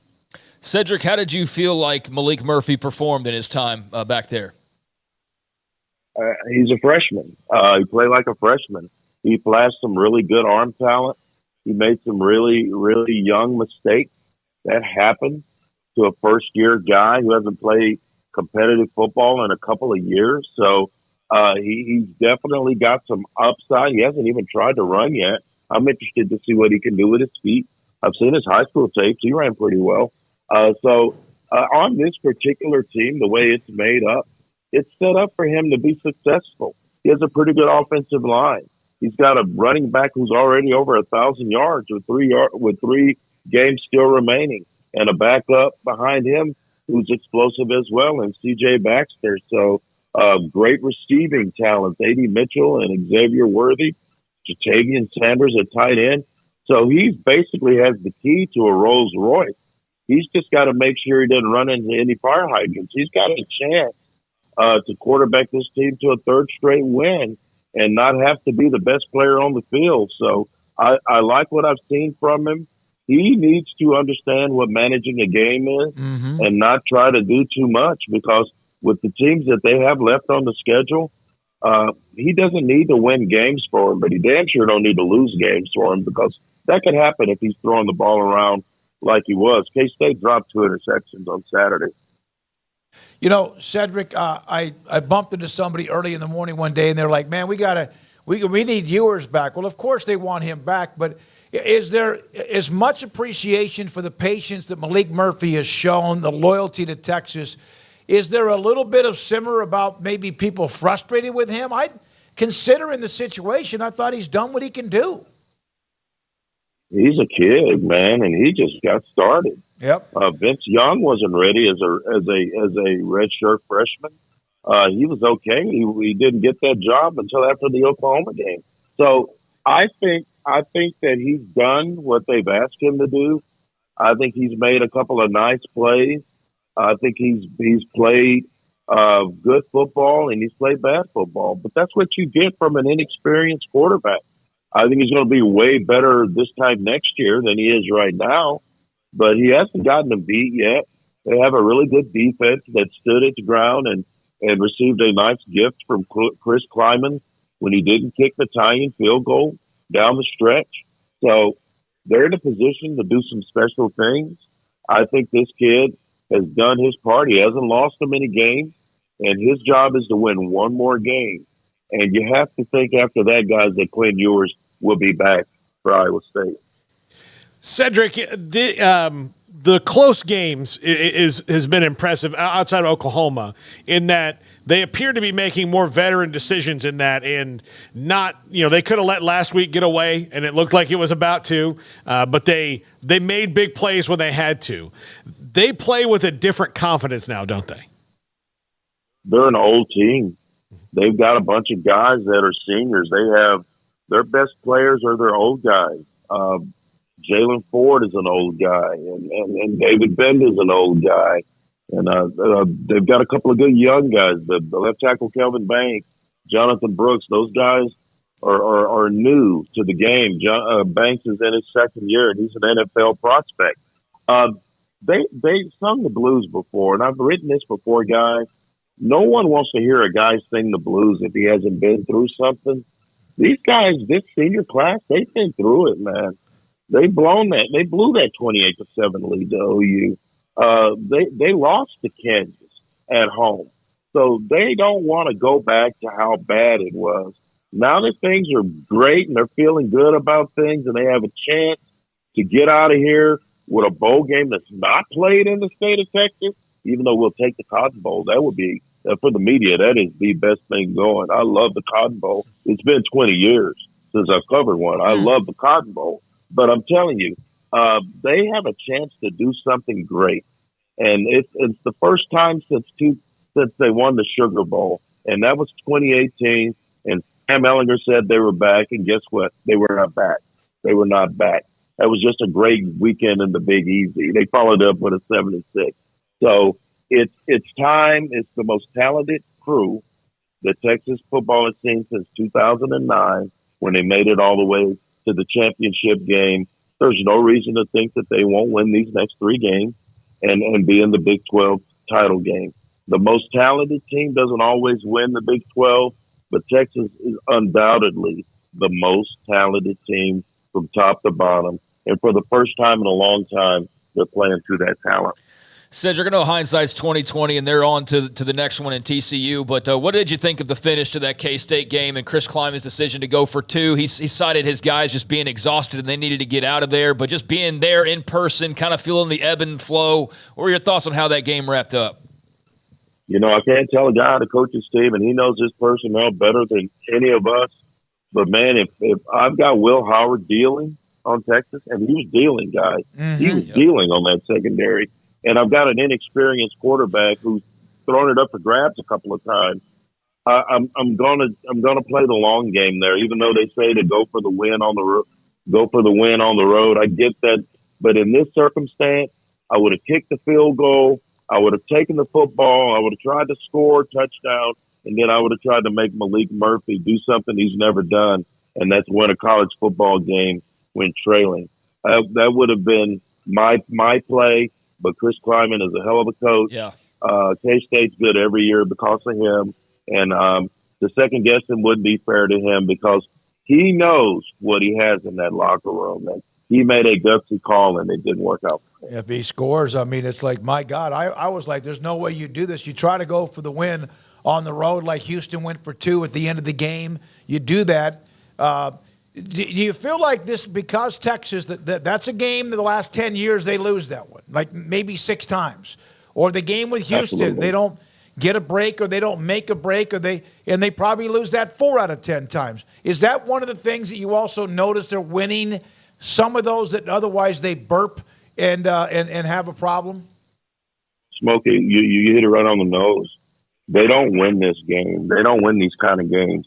A couple of years ago, or even last year, when they were blowing 10-point leads, they have when they were in Houston after that game. We're talking to Jalen Ford, the linebacker, in the press room, or what counted as a press room. It was a closet. I mean, it was just awful. But T'Vondre Sweat, their star defensive tackle, walks in and he goes, "Jalen Ford, we would have lost that game last year." And 3 years ago, and Ford goes, "Oh yeah, we'd have gotten beat." It's called culture, and Sarkisian has brought his culture. He's got complete buy-in. He's got good leadership on both sides of the ball. They believe in his vision. They believe in what he's selling. And when you have total belief in a locker room, you can win those kind of games. Now, it's kind of a poisonous pill. The fan base would much rather mix in some blowouts. They'd love to see a 31-17 win in Fort Worth, but I don't know that they're going to blow out TCU because TCU always seems to show up. But the one thing I will say, last year Sarkisian lost them that game. he wouldn't give Bijan Robinson the ball. He just refused to give it to him. And so I think that he learned from that. And if he's smart enough to start kicking field goals in the first quarter, first half when you're up, and pocket those wins and stop trying to land the knockout blow, I think it's going to help his young quarterback, because it's easier to play as an inexperienced player when you're playing with house money in your head. Cedric, as you've pointed out pretty well, I mean, there's not a lot of weaknesses on this football team.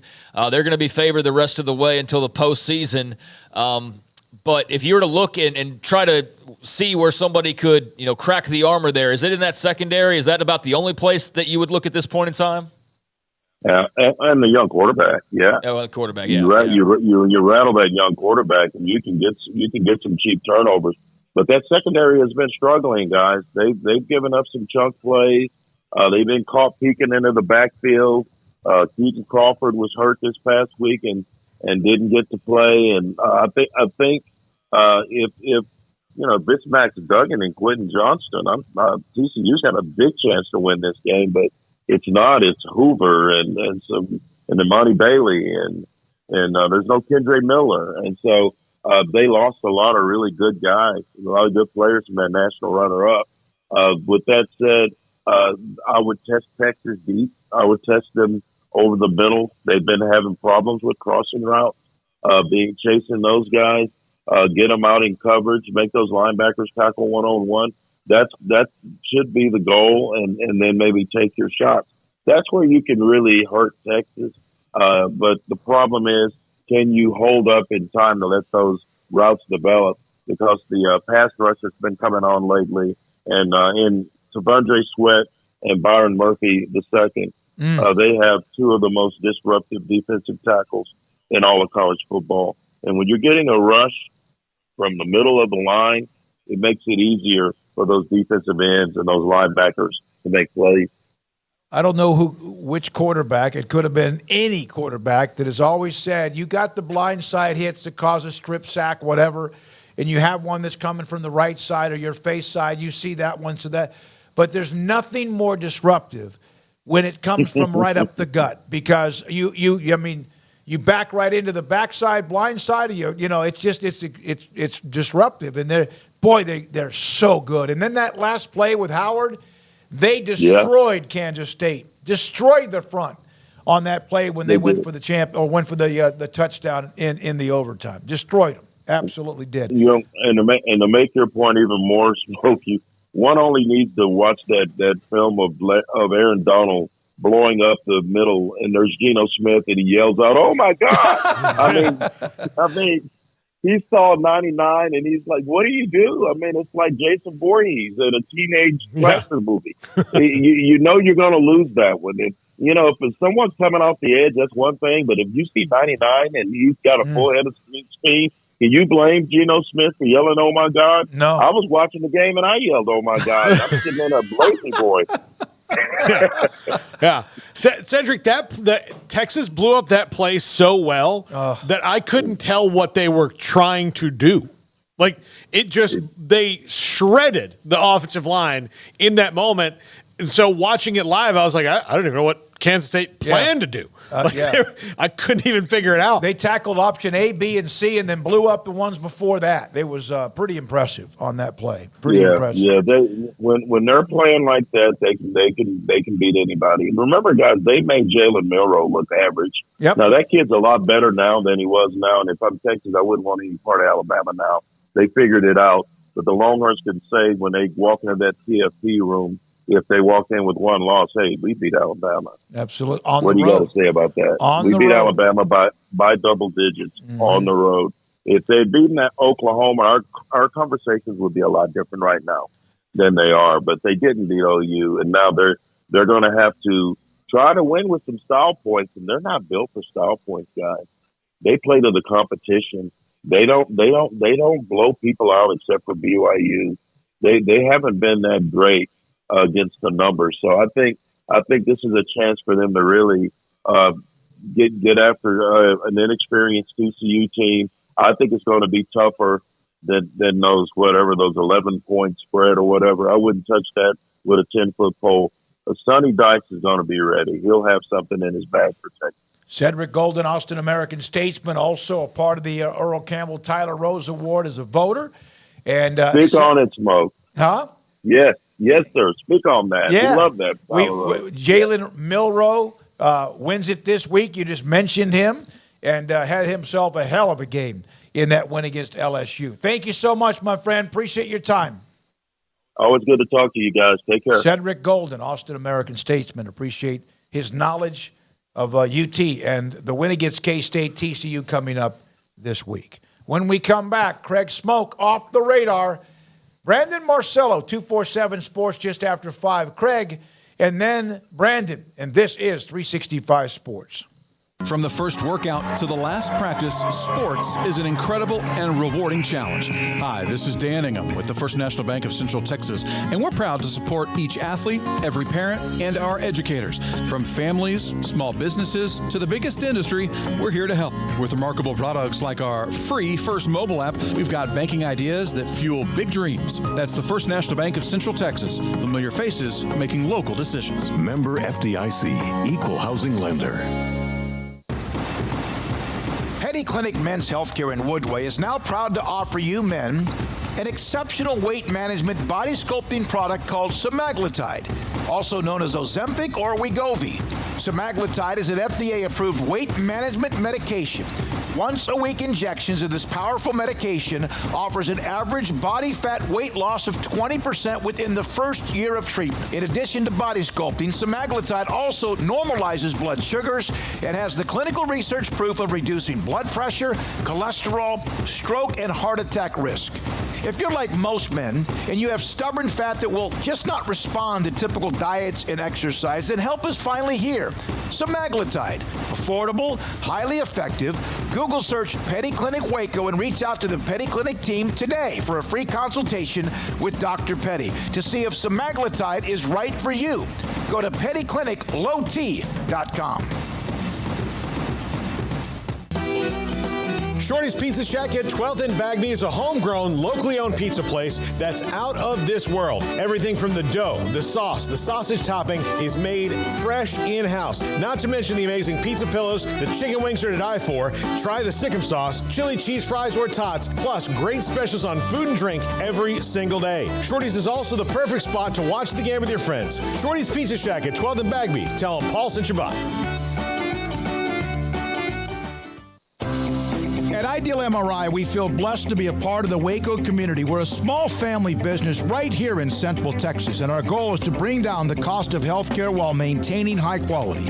At times like this, the cost of healthcare has never been more important, and unfortunately, significant illnesses and injuries still occur. That's why Ideal MRI is open and here to serve you through the difficult time. We offer premium MRIs just like a hospital with state-of-the-art technology and specialists, but you'll pay less.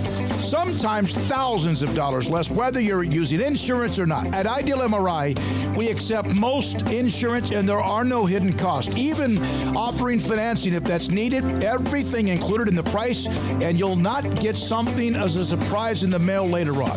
If you need an MRI, ask your doctor about Ideal MRI. They'll know. You can schedule an appointment safely from home online in minutes at idealmri.com or give us a call, 833-IDEAL-MRI, idealmri.com.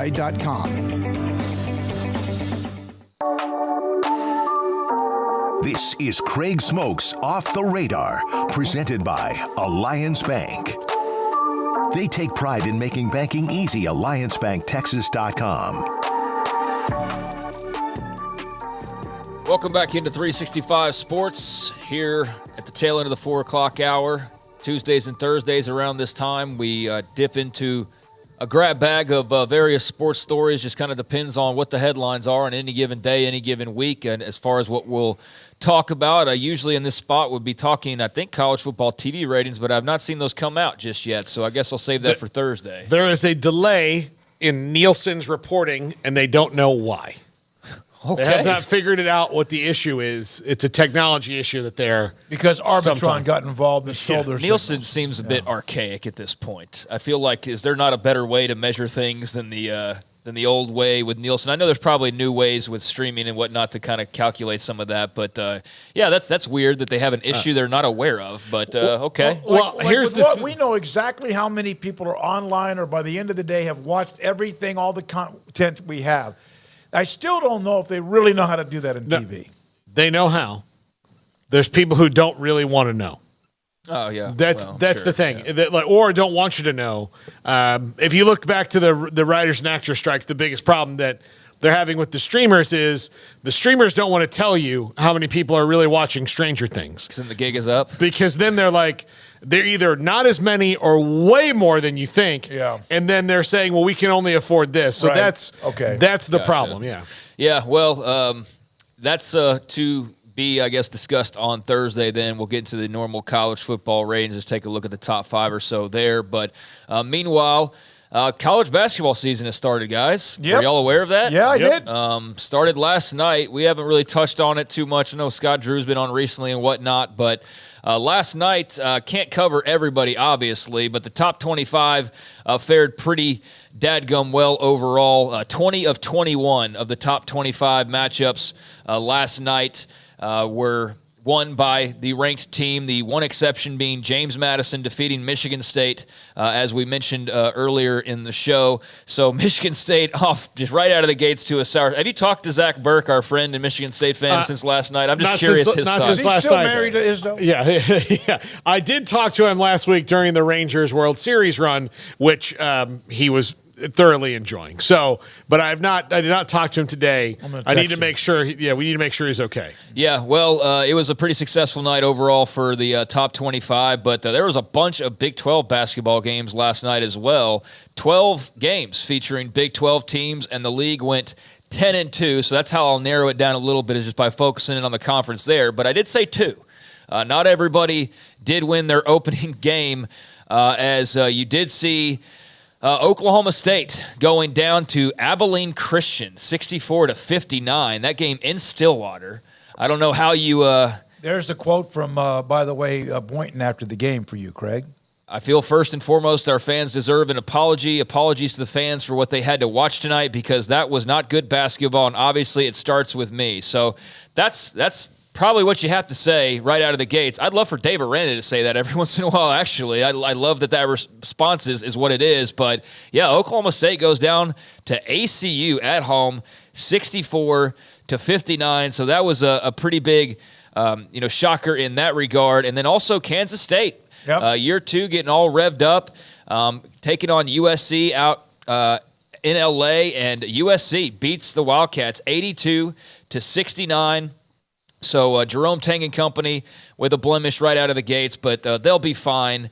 And I think that's just a game you learn from and you move on from, and it won't be a great big deal in the grand scheme of things. And plus, USC is the number 21 ranked team in the country, so you actually weren't upset. You lost to a team that is expected to be better than you, at least for the time being. So, those were the 2 blemishes. But other than that, it was a 10-2 night for the Big 12. Bronny James, mind you, I'm not going to update him. I'm not big on the celebrity kids and all of that, but he did not play for USC for what it's worth. I know that'll be a big debut, kind of like Arch Manning, whenever he finally sees some time. But Bronny James was in sweat clothes, so his debut remains to be seen as he comes back from that cardiac arrest issue from over in the summer and the congenital heart condition. But USC made a tournament last year too, so they're not a bad program. Yeah, I mean, that's not one that you're freaking out. I think you're just kind of shocked you lost right away. But so 10-2 last night for the league, just the 20-21 record for the top 25 matchups last night.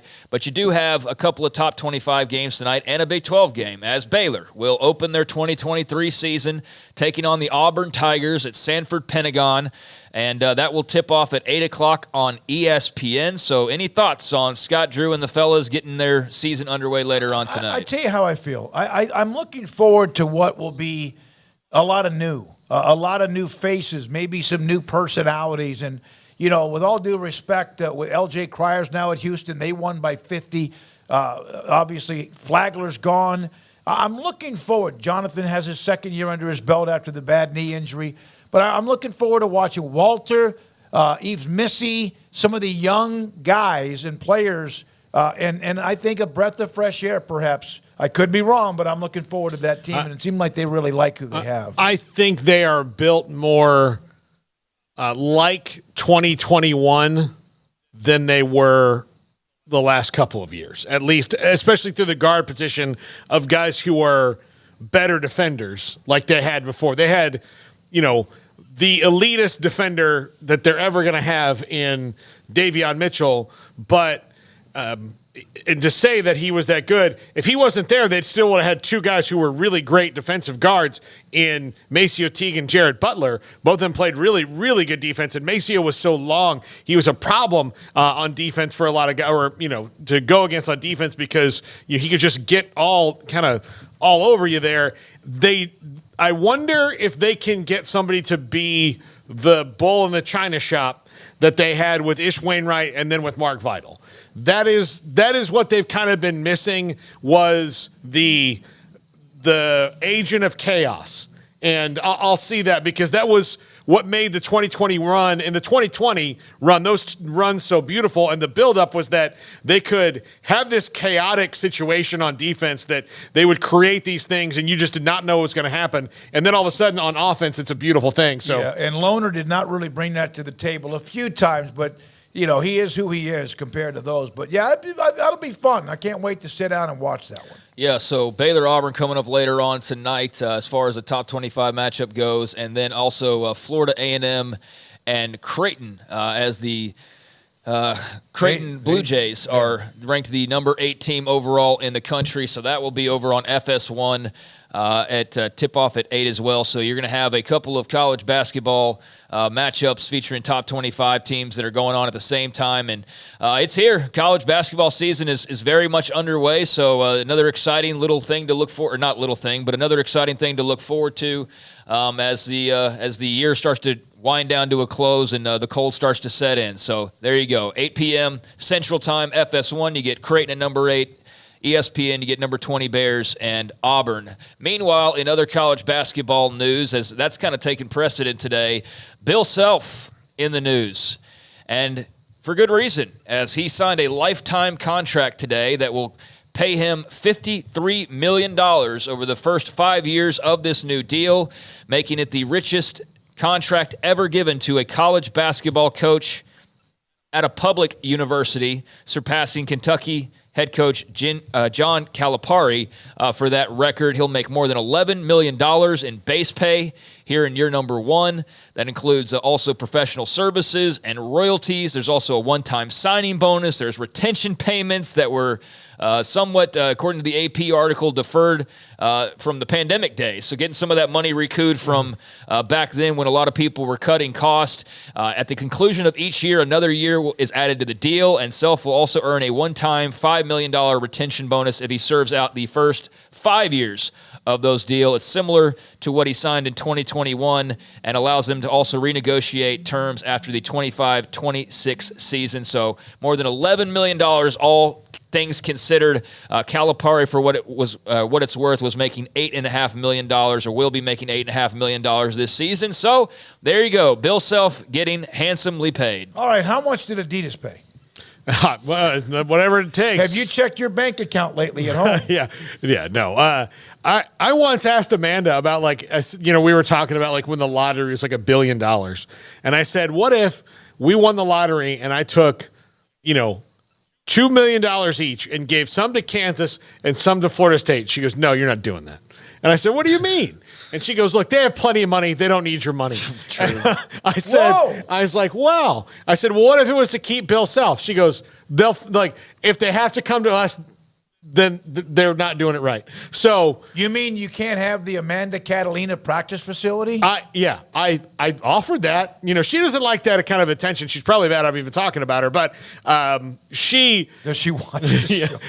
But she's very happy about this news. He's going to make $53 million in 5 years. Yeah. So football coach money. Yeah, and he's earned it for sure. He's one of the best of all time, and they have a team that's loaded for bear, and all the rules are in the favor of teams like Kansas. So absolutely pay him $53 million to stay. And look, he may only coach 5 years and then be done, or he might coach 10 more. I don't know, but he's there. He's happy. He's comfortable. And he's good. He earned it. Yeah. Based on loaded.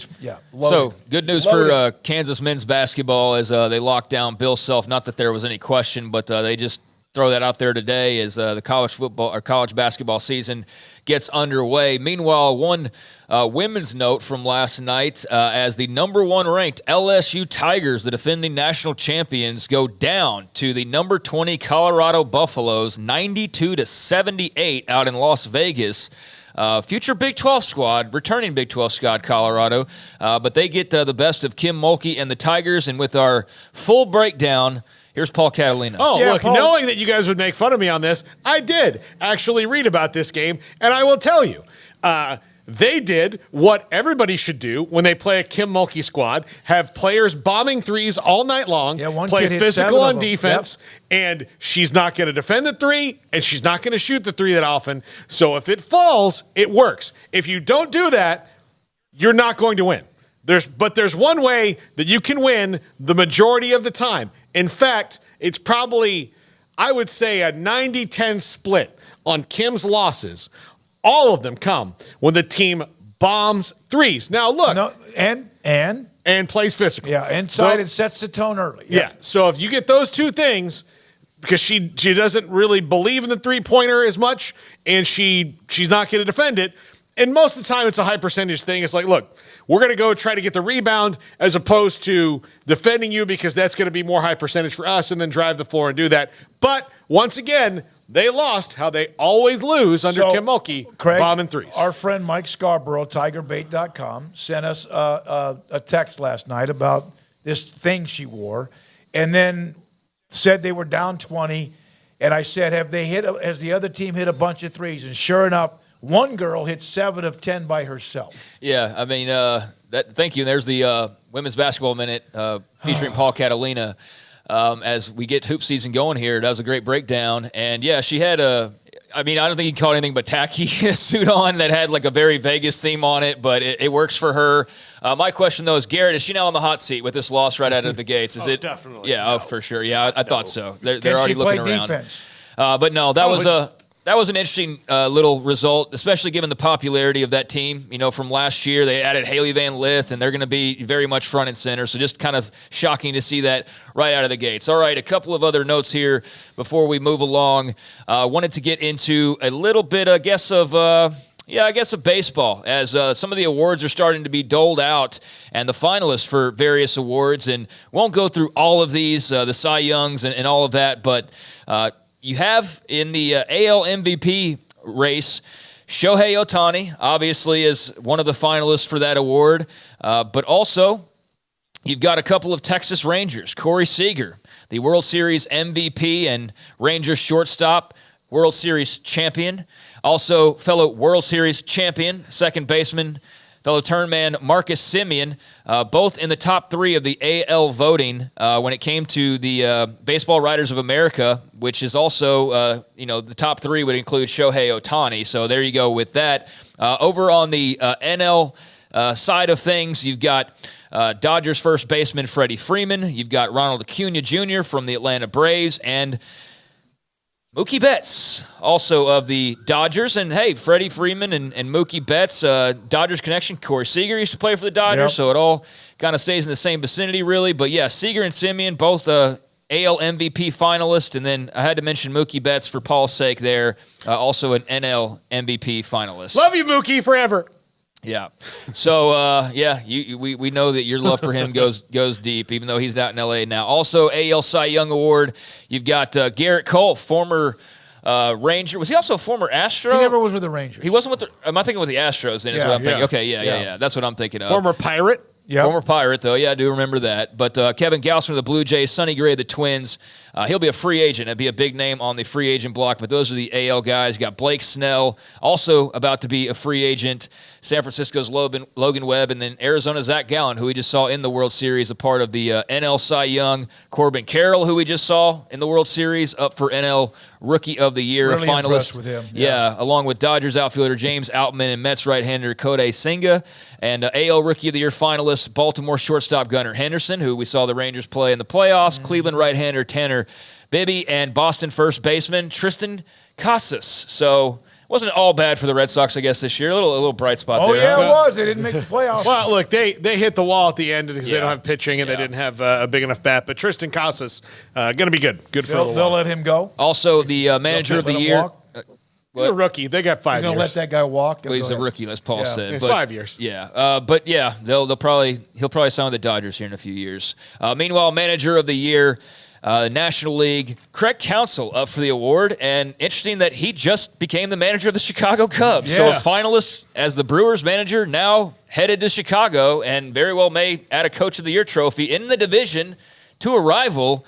And this was big news in the baseball world yesterday. Yeah, that was wild. Yeah. I enjoyed that. They're going to announce next week. Yes, he's got also Atlanta's Brian Snitker and Miami manager Skip Shoemaker there on the NL. And then the AL, I mean, it's going to be Bruce Bochy. It has to be Bruce Bochy. I can't imagine it's not. But he'll face off with Tampa Bay's Kevin Cash and Baltimore's Brandon Hyde as the Orioles won 100-plus games. You mean the guys that he rolled through to get to the World Series? So that seems like it's going to be a Bruce Bochy title. But, yeah, Rookie of the Year will be announced a week from yesterday, Manager of the Year on November 14th, so a week from today, and then Cy Young 15th, MVP on the 16th. So there's some baseball awards that will be announced here in the near future, and there's a few things off the radar. Thank you, Craig. Yeah, you don't give the antelopes that he ate on the way, the award over the line. Yeah, and, dude, they won the first World Series in franchise. They rolled people. Yeah, he's got to get that award. So Simeon and Seager are also World Series champions. Yes. Yeah. And be able to add that. Shohei Ohtani is about to be up near a billionaire. Yeah, and Seager already had one with he the might be a Dodgers. Ranger too. If the fantasy dreams take off, I don't know how that all fits together and how that's possible. Yeah, you cannot have an all-star team because it just seems like that doesn't work out. Steinbrenner did it for a while,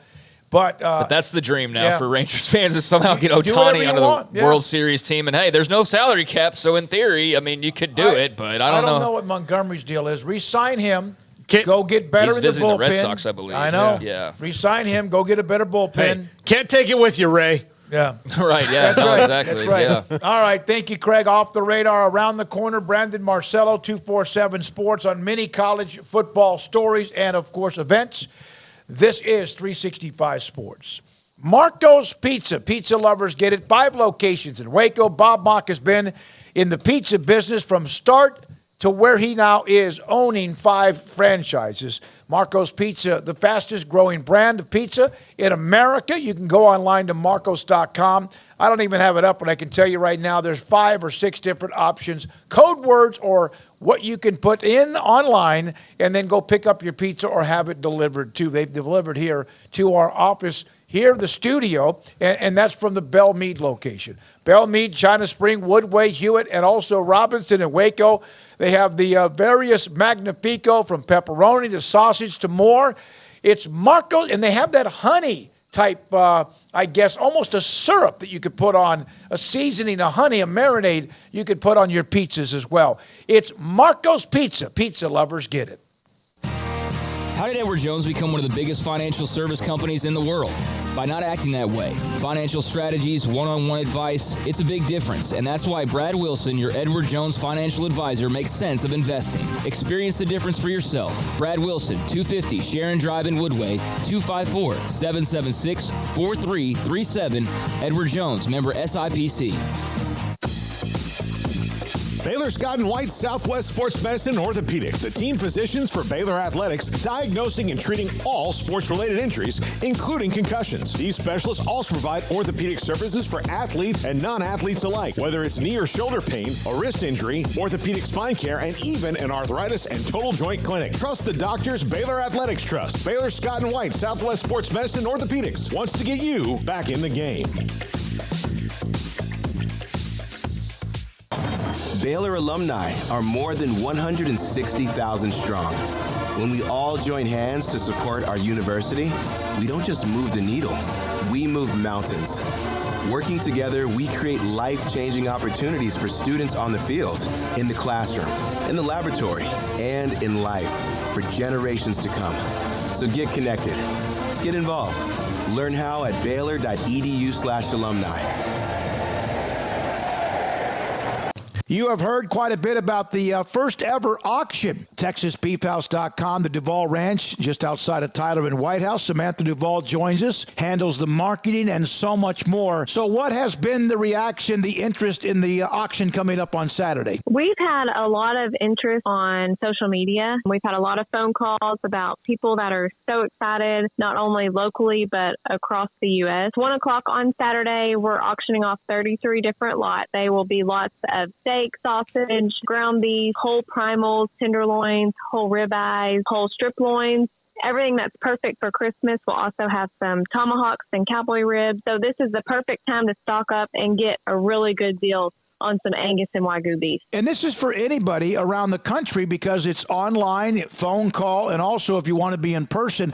And you mentioned this from the beginning. If you're just someone who has a nice size deep freeze, it's great for you. You could put yourself, like you said, pack some stuff together for now or the holidays or even down the road. But restaurant owners, a great chance for them to compile some stuff and accumulate some great product too. Yes, absolutely. It is not only just for the homeowner. It can be for a restaurant, a food truck, catering company. You can find out more information TexasBeefHouse.com/beef auction. That's going to give you our shipping disclaimer for shipping across the U.S. That's going to give you a PDF file that shows all the different lot numbers. Also includes the link to cci.live, and that's where you can bid live online. She is Samantha Duval. She is the energy with TexasBeefHouse.com, along with other great people. You can go to TexasBeefHouse.com/beef auction to get the information you need for Saturday, 1 o'clock, just outside of Tyler at the Duval Ranch in White House. This is 365 Sports, powered by SicEm365.com. The 5 o'clock hour is sponsored by Edward Jones Investments with financial advisor Brad Wilson. Investing is time and experience back to you and your money during today's changing times. Edward Jones, making sense of investing. Now, here's David Smoak, Paul Catalina, and Craig Smoak. Here we go, this 5 o'clock hour. Brandon Marcello, national college football reporter for 247 Sports, joins us on 365 Sports. Paul, Craig, I'm David Smoak. Brandon, I went to go look at your Twitter feed, and I see where one of what you put up is what we have talked about a little bit today, about Texas after surviving K-State. Are they somewhat blocked out with what's in front of them? And that's not, all those teams aren't going to win because they got to play each other. But is there a concern, you think, if UT was to win out, they could get blocked out? It's possible. You got to see, obviously, what happens all across the country. You need to see a undefeated team come out of the Big Ten. You need to see Alabama run the table and beat Georgia in the SEC championship. And you need a one-loss Pac-12 champion. And with that being Washington and Oregon in a rematch, I think there's a possibility there. Texas has the head-to-head against Alabama, but Texas's schedule's weaker. Alabama's schedule will be much tougher by the end of the year, having Georgia on that schedule, beating a top 5, top 2 team probably in Georgia at that time. And Texas just wouldn't necessarily have that resume. And, of course, teams aren't the same at the end of the season as they are early in the season, like Texas was when they went into Tuscaloosa in week 2. And listen, that's a very, very high-flung hypothetical out there, but I think it's one that's worth discussing here if these teams continue to win, including Texas. Brandon, are you I don't know what your level of surprise would be, but Alabama was vulnerable and still is in a way that they haven't been. Are you a little bit shocked that no one, since everybody realized that, has taken advantage of that? Not necessarily. I don't think we talk enough about how Ole Miss just didn't have really any shot at beating Alabama this year, despite this maybe being the best opportunity to do so. That defense is still not great in the back end for Alabama. I don't care what anybody says. We saw it again against LSU. You get a really great quarterback against them, you're going to be able to score some points. And I think Carson Beck's a great quarterback at Georgia. It's just that Alabama's schedule here the rest of the way is not really going to challenge them all that much. I do think they have improved offensively. Defensively, they are what they are. They've got some good pass rushers, but they're not necessarily elite on the back end, and that cost them in some matchups. So not all teams can take advantage of that. I thought Ole Miss was going to. I thought it was a perfect matchup for Ole Miss to take advantage of that with their passing game, but couldn't get it done. Brandon, what do you think of just the resurgence of the SEC East and the fact that you've got some interesting matchups that do involve Georgia but don't necessarily involve Georgia, like Tennessee, Missouri coming up this weekend? Obviously, the Zoo with the upset bid last week against the Dogs. Just your thoughts on that side of the aisle and the SEC getting a little bit of shine this year. Yeah, I think the SEC East is – I actually don't think it's all that strong. I think that the surprise is that it's Mizzou that's kind of taken over that spot, maybe even in front of Tennessee, but has certainly kind of taken a step ahead of Kentucky. I still don't think Kentucky is really all that great this year, let alone, obviously a contender in the SEC East, but Kentucky's got some weaknesses there. Devin Leary hasn't been as good as I thought he would be this year in that offense. And Florida has just been an absolute disaster this season. Some coaching malpractice happening there in games. I was there for the opener against Utah, and you had 12 men on the field at crucial junctures. And then, of course, you even look this past week against Arkansas, in which they lost at home. First time Arkansas has ever went into the swamp and beat them. Yeah. They had a bunch of substitution penalties in that game. That's coaching. That's not necessarily on the players, and that's a bad sign for that program. And there's going to be some heat on Billy Napier and co. going into this offseason. Brandon, the Michigan thing, the latest today now is that other schools were sharing information with Purdue and Ohio State, Rutgers, whoever else. Is this Michigan's response to protect themselves in a way, or what? Yeah. Yeah. Okay. That's all I have to say. I have not been getting involved in the reporting of this because it's a bunch of he said, she said stuff, and I'm not saying any of it's not true. But right. here's the truth of the matter. Coaches share information all the time, whether it's signs or not. It's just a matter of whether you broke NCAA rules, which is you can't do it in person when you're not playing that team, in-person scouting and all that stuff. There's obviously some maneuvering out there, even in the media. There's always a motive behind a source speaking on something, right? And certain things coming out when they do. I'm not a conspiracy theorist. I'm not saying that or anything, but it is becoming, I think, much easier in the long run here. It's becoming much easier to see the possibility of Michigan not being severely punished in this in the long term. And why do I say that? Because there's been more and more stories that have come out through reporting about Connor Stalions that make him look like a crazy message board poster who had a dream job at Michigan, where it's this 500, 600-page manifesto, or front office sports digging through court records today, and him almost being like a recluse in his neighborhood at a house he bought, and now he had vacuum cleaners out on the front lawn, and the HOA in his neighborhood got on to him a little bit, and they got taken to court, and then he gave a statement of some sort saying that he thinks that the person who was taking him to court or whatever was a Michigan State fan. Just out of this world, weird, everybody's out to get me type stuff. And I think it's becoming a little bit easier for Michigan to isolate this guy potentially and say, hey, yeah, he was giving us information, but we didn't ask any questions about how he was getting it. We didn't know he was going out to these links or whatever. But in the end, it's the compounding of factors here with Jim Harbaugh, the previous suspension, the line to the NCAA, the hamburger stuff, all that stuff.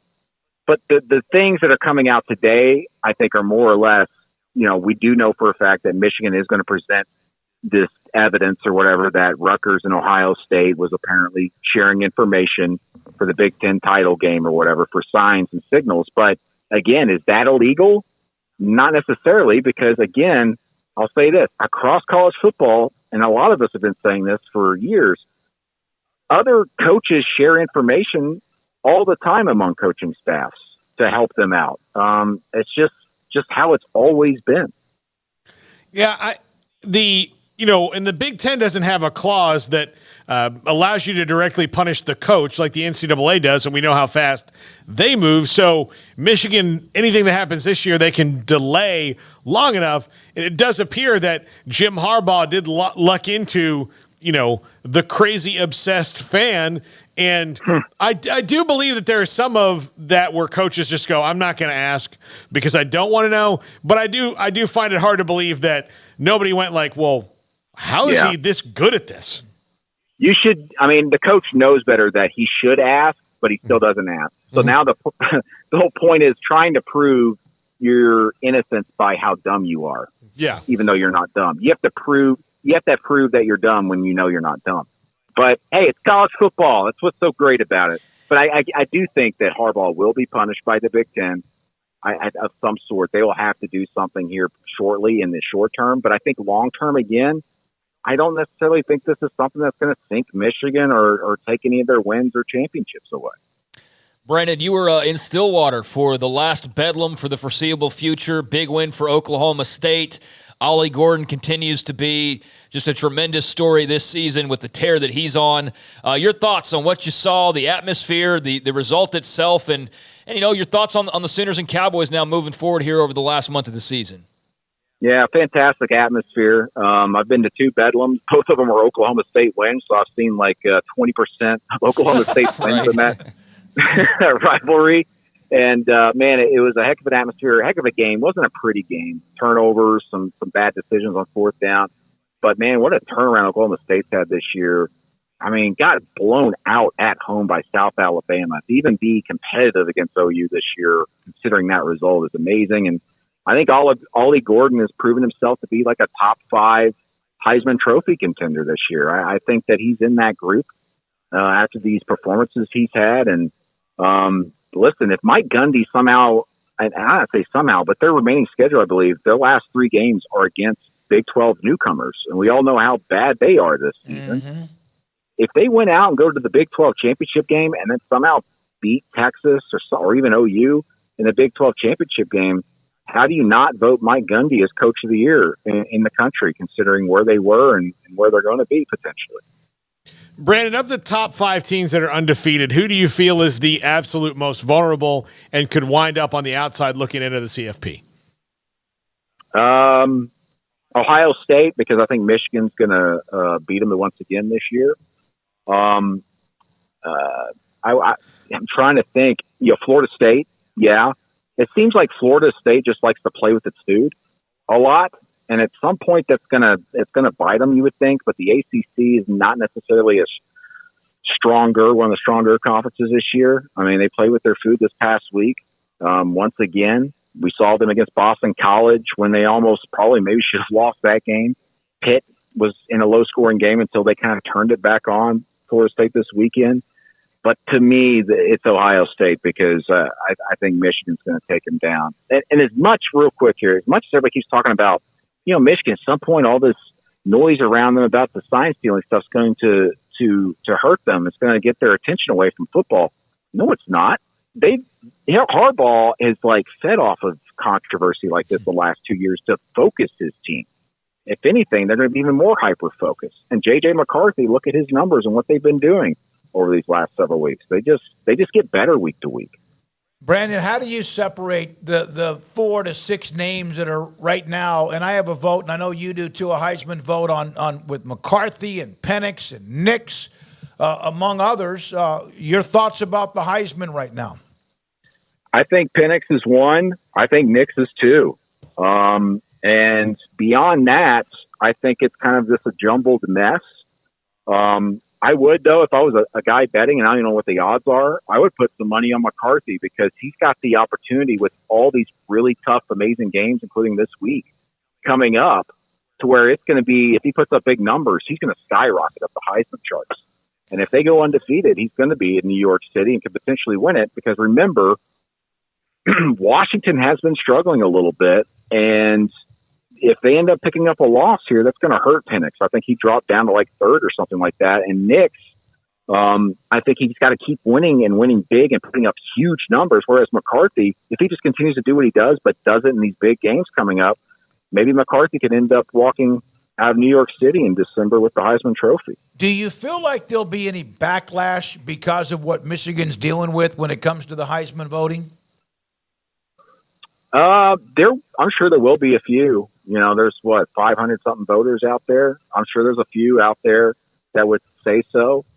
But again, what he's doing has been stellar. He's still got to go out there and make decisions on the field. Mm-hmm. I just don't think that the sign stealing should necessarily affect any individual player on that team when it comes awards time. I mean, we talk about, for example, their offensive line last year at Michigan, last 2 years, right? They won the Joe Moore Award.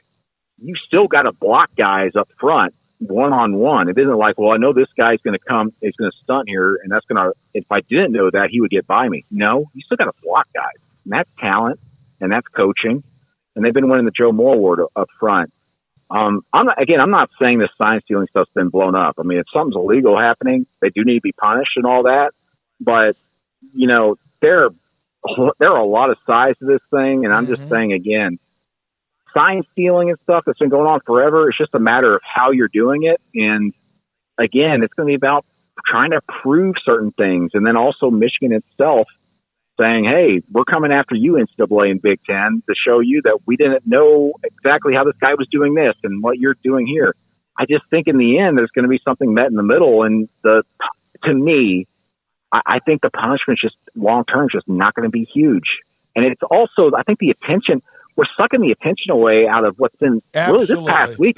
This past week was, I think, the best week we've had at college football. And everybody keeps focusing on the sign stealing crap. And I'm not saying I sit here and I don't care about it completely. I do care about it. But, man, we are focusing like 85% of our attention on it. And it just doesn't deserve that much attention, that much. Brandon, is Jimbo Fisher the coach at Texas A&M in 2024? Oh, my gosh. I'd say flip a coin at this point, guys. And again, of course, it depends on how he finishes out this season. But, man, the returns continue to diminish. You lose another couple of games here, flip the coin, guys. I think there's going to be enough pressure there. I mean, the boosters and everybody there have been talking for the last few weeks about the potential of doing things. And it's just a matter of, all right, do we pull the trigger? Do we get this done and pay all that money? Again, it's monopoly money at this point. It's just a matter of, do you feel like you have someone in line that could get this thing over the hump? But we'll see. It certainly doesn't seem to be working out. I just don't see a team there that's really improving week to week. And obviously beating Ole Miss this past week would have been a huge step forward. But again, it was like the same old crap, wasn't it? Mm-hmm. Near the end of that game, it just seems like everything's on repeat. It's a record that just keeps skipping on the track. Yep, it does. Brandon, as always, we appreciate you being on the show. Great knowledge, insight. Thank you very much for all of you do, covering college football and being a part of the show when you can. Thank you. All right, thanks, guys. Yep, that's Brandon Marcello. Does a great job covering college football for 247 Sports. Around the corner, John McClain, Hall of Fame columnist. Paul Catalina's top five. I did think one note, we mentioned, Craig in the Off the Radar mentioned the Colorado win against LSU. I did think it was pretty cool last night. Baylor made their debut, won big against Southern. Dre Edwards, who last year couldn't play because of the transfer from Kentucky, really showed kind of what she could bring to the table for Nikki Collin and also the Lady Bears. This is 365 Sports. Don Humidor and Coffee Beans in the Townwest Shopping Center off Valley Mills in Waco. 48-foot walk-in humidor with every imaginable from the elite brands of Padron and Cohiba and Ashton and much more. Rocky Patel to some really like up-and-coming type cigars. And then one of my favorites, it's a big name in La Fontana, and they have a great torpedo shape. And then also even the long, lengthy Churchill. 48-foot, locked in with cigars. And then on top of that, the CBD products, including Vita Dreams, a gummy that you take if you want. You learn kind of what you need that allows you to fall asleep much more peacefully, and also you don't toss and turn and lose 30, 45 minutes to an hour of sleep if you use the gummies, well, the way you should, and you'll learn again from them. And On top of that, THC products, including For Bad Days. That's the name of the pouch. There's like 10 gummies in there for those who have chronic pain, from bad illnesses to disease to much more. It's for you. It's Don Humidor and Coffee Beans in the Town West Shopping Center of Valley Mills in Waco. Pizza, burgers, and Bears football. There's no place around Waco that serves them all other than Bubba's 33. Come show your green and gold and enjoy some of Waco's best food and beverages while watching your favorite team, the Bears. When real Bears fans get hungry, Bubba's 33 is the #1 spot for ice-cold drinks, hand-stretched, stone-baked pizzas, and bacon-infused burgers. Join us for indoor or patio dining. Bubba's 33, Waco's restaurant and proud supporter of Baylor Bears football. Sick 'em, Bears. TFNB Your Bank for Life is the official local bank of Baylor Athletics. Find out why more Central Texas are making TFNB their bank for life. Sign up for our Edge checking and savings accounts to earn interest or cash back. With 5 convenient locations and an award-winning mobile app, banking has never been easier. TFNB, your bank for life. Member FDIC. In our logo and advertising, we say we are people that you can count on. What does that mean? It starts with providing a quality vehicle and quality service at a fair price. But it also means we do what we say we will do, and we treat people fairly with respect. It starts by hiring great people, good local folks who work hard with a caring attitude. Our employees are the real reason we are people that you can count on. Put us to the test and see for yourself that at Richard Carr Motors, we are people you can count on. Waco Custom Marketplace, 425 Lake Air Drive in Waco, is your holiday item superstore. Half spiral hams, 8 to 10 pounds for $4.45 a pound. Pit hams, 12 pounds for $4.45 a pound. Bone-in hams, 18 to 22 pounds for $3.40 per pound. Whole raw turkeys from 12 to 16 pounds for $2.50 a pound. Whole smoked turkeys, that's smoked turkeys at 9 to 12 pounds for $3.75 a pound. And mini pit hams, 6 to 8 pounds for $5.99 a pound. All items will be in stock starting on November the 8th. And don't forget, they have full service butcher shop where you can find what you want: pork, poultry, seafood, and beef. And I bring up the beef because big beef tenderloin or a prime rib. Brian Bauer and the Bauer family. Full service bakery with fresh baked kolaches every morning and bread. And cold beer and wine. Tailgate needs from pellet fuel to charcoal. Waco Custom Marketplace and the holiday items are in stock starting November the 8th at 425 Lake Air Drive in Waco. Welcome back to 365 Sports. It's time for our weekly segment with NFL Hall of Fame columnist John McClain. Brought to you by Pioneer Steel and Pipe, where customer service is their main focus, and best in metal, steel, and pipe for large or small projects, with 2 locations in Waco and Bryan. Family owned and operated since 1943. Read John's work at sportsradio610.com. John McClain, Hall of Fame columnist, joins us, 365 Sports. John, thank you so much. Every Tuesday around 5:30 with us on 365 Sports. Do you think Aaron Rodgers is going to play again this year? I don't. I think he likes the attention. Why would he come back and play behind maybe the worst offensive line in the NFL? Zach Wilson's mobile, and I know Rodgers has experience at avoiding a pass rush, but what would be the point? They're not a good team. Their offense is terrible. Their defense is good. Their running game is inconsistent, but their line is terrible. Why, if they're out of the playoff race, why in the world would you bring him back when he's not 100%? John, is Bill Belichick on the hot seat? Oh, he's been on the hot seat, Paul.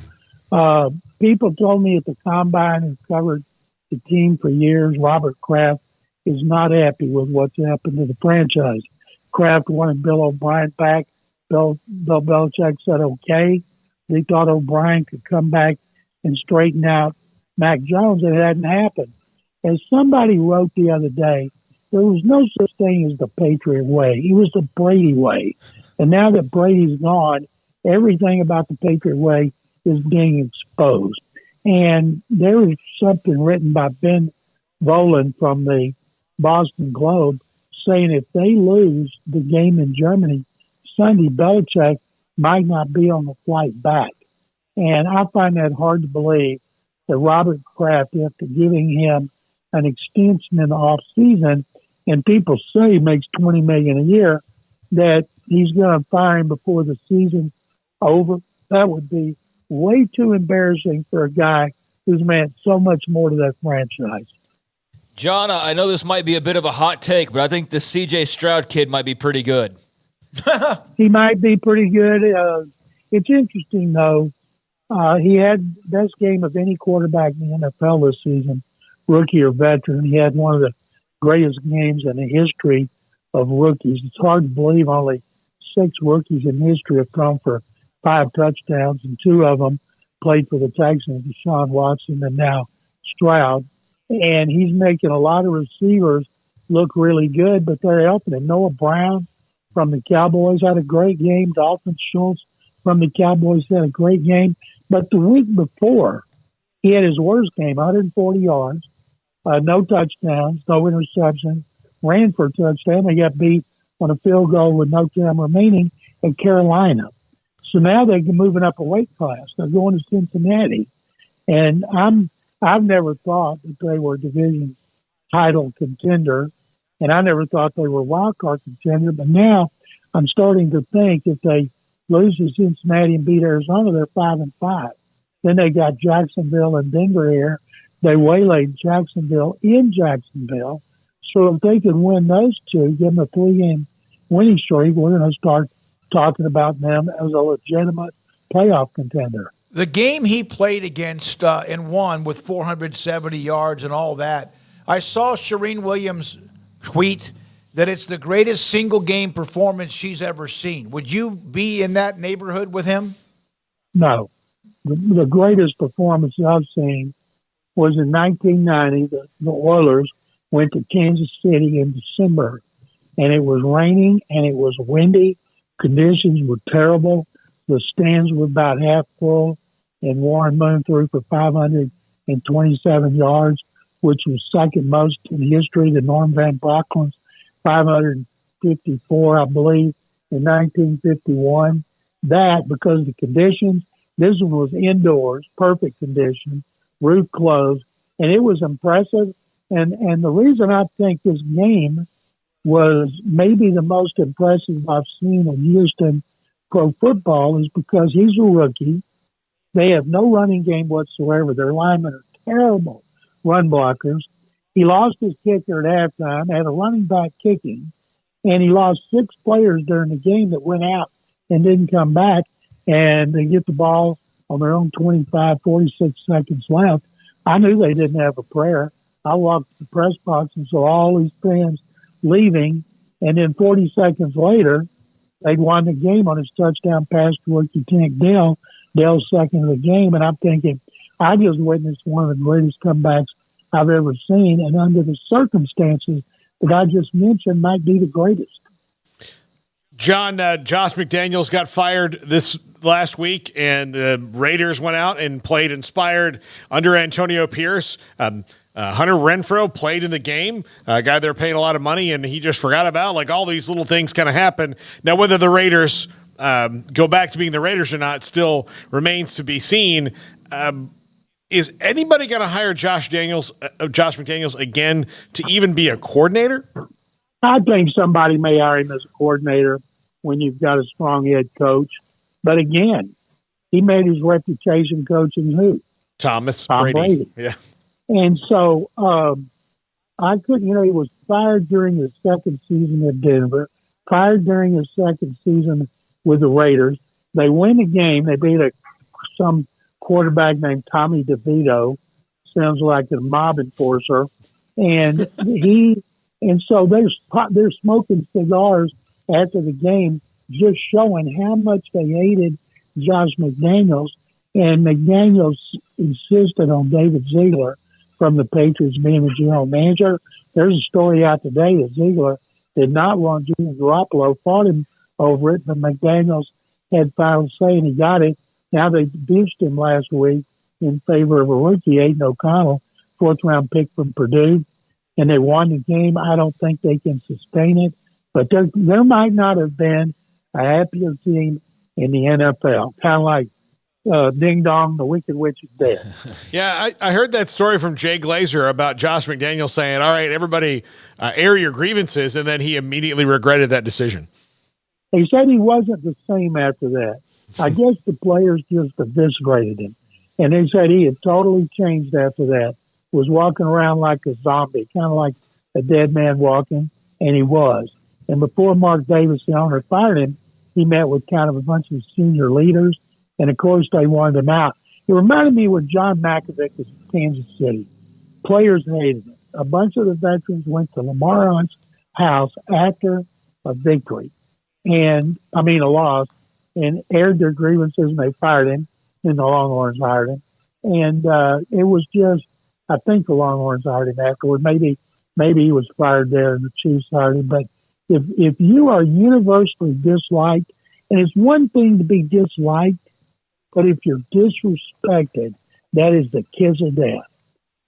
John, a fan question. I don't throw these in very often because there's normally not a lot of good to talk about with the Commanders or things in general. But what did you think of their decision and just kind of the rationale behind moving on from Chase Young and Montez Sweat last week? Craig, I thought they would get rid of one of them because both of them had expiring contracts.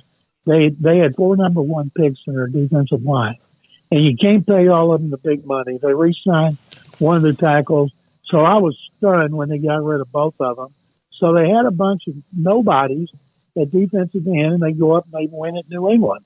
People are getting a big kick out of the Patriots losing, especially at home, because of the way they embarrassed people throughout the 20-year period Brady was there.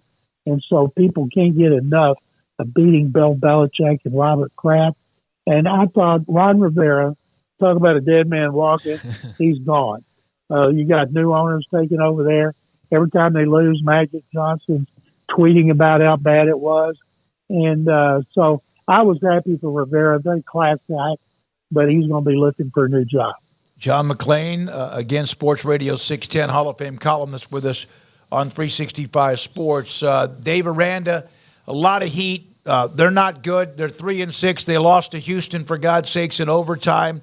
Just from your perspective, John, what you've seen from your alma mater. I'll tell you this, guys. Dave Aranda 2 years ago was the toast of the town. He didn't just get stupid overnight. They don't have the players. You know, he won with a lot of Matt Rule's players. Now you've got to recruit them. The rules have changed. Baylor's got to get with the NIL program like other schools are, and get better players. And it has to start with the offensive line. If you can't recruit good offensive linemen, you're just spinning your wheel. You know, whatever happened to Richard Reese? Whatever happened to Monterey Baldwin? Well, you know what? They can't protect the quarterbacks, and they got to get better quarterbacks, and it starts with recruiting. I know a lot of people think it's coaching, but think about that.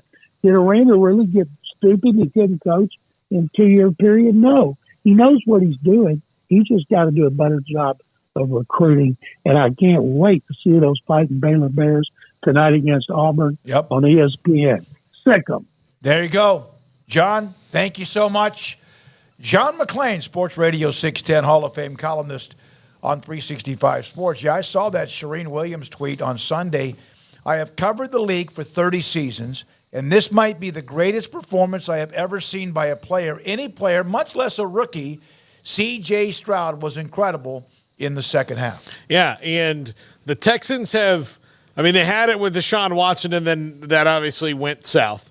You know, they had a guy. Inappropriate phrasing there. Yeah, no, I meant to say it. I meant it. That pun very much intended. But they had what they thought was the, building to the quarterback, and getting C.J. Stroud, who so far is better than Bryce Young, and that kind of working out for them has been magical. Not to mention, having the picks that they did right around it, building up some picks. I know that they're not going to have as high a pick as maybe they. Well, look, if they continue to be good, they're probably going to wind up in the same spot that the Browns would be anyway, and so they're going to be picking in the 20s, and they'll probably get a good wide receiver for him. In the Rome Odunze, Keon Coleman, everybody not named Marvin Harrison realm, they'll probably get one of those guys. So then they're going to be better. They'll probably get it like they'll be in position to get a tight end like Jatavian Sanders or somebody like that. It's going to be wild. Maybe they're in a spot to get Brock Bowers. Who knows? And then that's another weapon for him. And then just continue building that team as they go. And it's been impressive. Seems very calm. They made a lot of good decisions in the last couple years. All right. Thank you very much, John McClain. Garrett Ross, Jack McKenzie helping run the mothership. When we come back, Craig, David Smoak, and also Paul Catalina's Top 5. This is 365 Sports.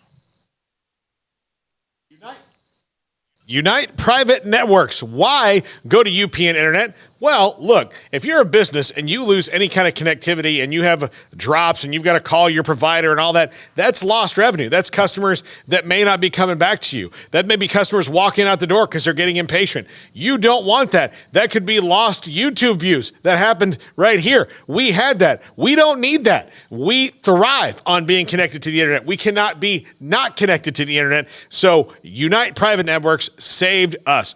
Business-grade internet, so there's no residential customers, and you're on your own network. Your protected fiber service. You're not sharing with all the other business in the area. Plus, it's all the way fiber and not last mile copper, 100% fiber optic network. So you're getting on the best equipment you can be on, and their customer service is second to no one.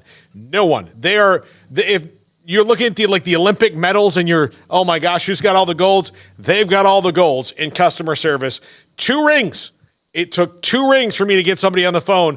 I was on hold for 0 seconds, and they talked me through an issue that we were having with our internet that wasn't their fault. It was our router that we bought, and that was amazing. It is so great. If you're here in Waco, call my buddy Ace Wigley, 254-803-7070, or go online to uniteprivatenetworks.com and see if they're available in your area. Established in 2007 and independently owned, Alliance Bank Central Texas is committed to helping families and businesses meet their financial goals. From their tellers to their board of directors, they know the importance of superior service and competitive products. Customers have confidence knowing that their financial needs are in good hands. It's your bank, Alliance Bank Central Texas, with 2 Waco locations, 4721 Bosque Boulevard and 191 Archway Drive on Highway 84, and at alliancebanktexas.com. Member FDIC and equal housing lender. In Texas, there's pea-size hail and baseball-size hail. Guess which one hit our house? We didn't even know where to begin, but we called our Texas Farm Bureau insurance agent, and he was so reassuring. He knew exactly what to do to get our house back into shape and our lives back to normal. Now, we're even more thankful for the roof over our heads. Stop by and see our agents at one of our 3 McClain County locations. Coverage and discounts are subject to qualifications and policy terms and may vary by situation.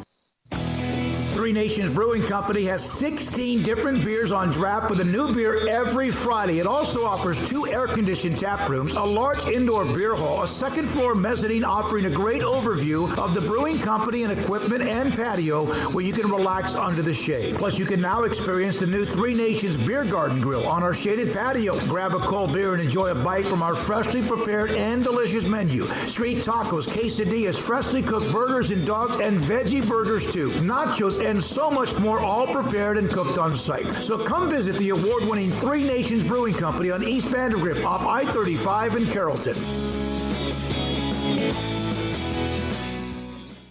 I hate my job, but I don't mind getting up in the morning. I dread each day, but I can't wait to get out of bed. You ask me why, and what I'll say to you is true. Well, you can get breakfast tacos at Rudy's Barbecue. Scrambled eggs and brisket, they ain't fooling around. Salsa drap, son, they're the best in town. Barbecue for breakfast, yes, it's true. Put a smile on your morning at Rudy's Barbecue. Next in line. It's time for Paul Catalina's Top 5, brought to you by Texas Beef House. Where's the best beef in Texas? Your house when you order from Texas Beef House. Unleash the flavor of Texas-raised Wagyu. From our pasture to your plate, TexasBeefHouse.com. Top 5 Alex Grinch replacements. I have not included any current head coaches in this. So Why? No Dave Aranda. Yeah, because I don't like it's. Yeah. It's harder for me to wrap my head around, and I don't want it. Like Zach Arnett could have been in this as well. Yeah. At Mississippi State. But I'm just not. I'm not going down that road because again, while those guys would be, if they're not at their current places, would be great hires as anybody's defensive coordinator. It remains to be seen. Yeah, I just bring that up because I've seen that. Garrett would love for Dave Aranda to be the LSU defensive coordinator. I'm all back. Yeah, but I don't think he's going haven't. anywhere. And I don't think he's going anywhere until he goes somewhere. And I know that USC fans have two guys at the top of their list, and he's one of them, and he would be a great fit, but I'm not going there yet. All these guys are assistants currently. Number 5, Trent Bray from Oregon State. Recruits the West Coast. Oregon State's about to not be a Power 5 school. All these things. He's a guy on the rise.